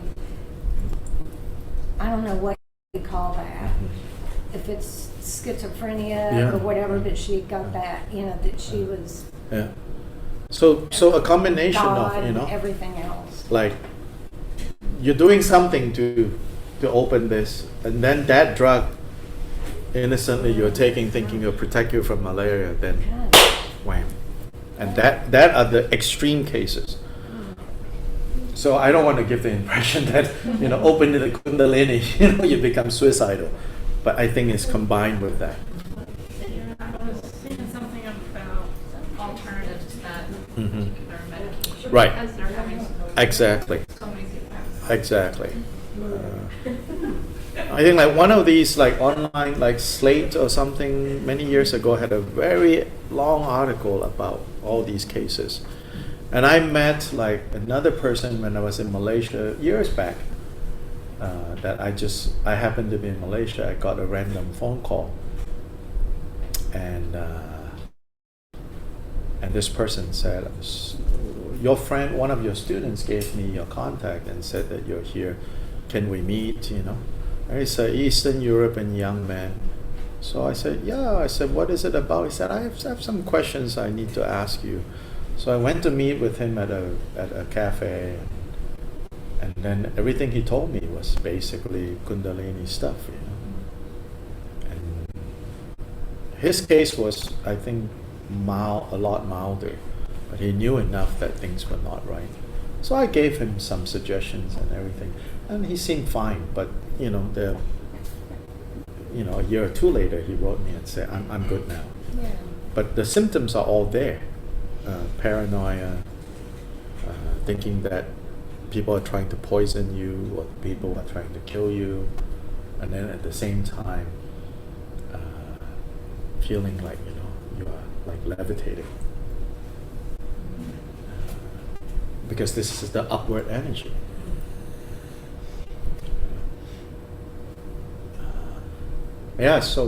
So you can do things, It doesn't take much to manipulate physical body to have these, experiences. It really doesn't, like certain breathing techniques, like rapid intake of oxygen can, give you this high. And then like open some kind of portal, some door, that just like I think they say, for example, like, marijuana for teenagers, can open schizophrenia that otherwise would not manifest. Anyway. I've done 62 minutes like this, sitting like this, of Kundalini breathing. Yeah. I was high. That's a kite. So anyway, we will close today. Just this, So these bodies, outer body, inner body, secret body, mental, physical, and energetic body. They are not three things. They are a continuum. We talk of it as if there are three bodies, but they're not. They're just basically one body. Yeah, and we're relating to them as three so that we can sort of more efficiently manage the three. But understand that they're really a spectrum. And so when we understand this spectrum, so in this method, right, we don't do the three channels and the breathing with our ordinary conception of this body. Yeah, like this body as usual. That's why we do the egg, right? And more detailed than the egg is like the body or the form of a deity. So if you want to look at it outside of the context of spirituality, right, of religion, right, you can understand a little bit about what is the psychology going on here, right? It's like first you have a safety net, which is the safety net of knowing that I'm Buddha. Like I'm divine, but not in the sense of like la la la la I'm Buddha, right? But it's like a safety net, like I'm this divine being, and from within that, then you open. You deal more directly with the energy, and that's your safety net. So then my teachers would always say, you know, when you say visualize yourself as Buddha, he says, it's not like, it doesn't work by you think like magically, if you think hard enough, you are Buddha, you will be Buddha. He says, it also requires that you don't harm, you don't steal, you don't lie, you don't cheat. You keep your vows. Because what a Buddha is, someone who acts with disciplined conduct, someone who has kindness, someone who has compassion, someone who has goodwill for others, someone who is generous. So he said, you cultivate all those things. He says, often people say, I cannot visualize, I cannot see myself as this and that. And then he says, then some teachers will say, oh, you use this technique, maybe in the beginning of the day you can visualize better, later in the night you can visualize better. He says, it's all in the text, they say things like this. But he says, more fundamentally, the mind has to change. Your conduct has to change. Appreciating the workings of cause and effect. What are the causes of happiness? What are the causes of suffering? Avoid the causes of suffering. Engage in the causes of happiness. That is what a Buddha is. And when you are a Buddha in that way, he says, you can easily visualize yourself as a Buddha. So when we say, before you open the channels and work with the channels, you need to self-generate as a Buddha. We're not just talking about the technique of, imagining the Buddha, but you have to feel the Buddha that you are. And how do you feel that? You cultivate the Buddha virtues. You embody the Buddha virtues. That's how it's going to happen. Page 3 at the top, these two short dedication prayers. The first two on page 3. By this virtue may I achieve the omniscient state. May all who wander in the waves of birth, old age, sickness, and death cross the ocean of samsara by defeating all enemies, confusion. Bodhicitta, the excellent and precious mind, where it is unborn, may it arise. Where it is born, may it not decline, but ever increase higher and higher. Okay, so tomorrow we start again at 9. But then the day will end earlier. I have to go catch the flight. So instead of having lunch break and then another session, we'll just basically go to around 1-ish, and then we finish. Then those who can stay will have lunch together. I think there is a show of hands tomorrow morning who wants pizza. It's actually a sign-up sheet if you want pizza tomorrow. It's on the desk, on the table as you leave. Yeah.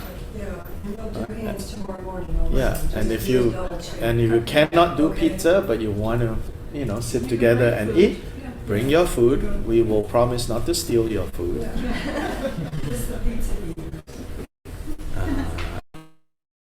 And then I need to get to the airport by 3.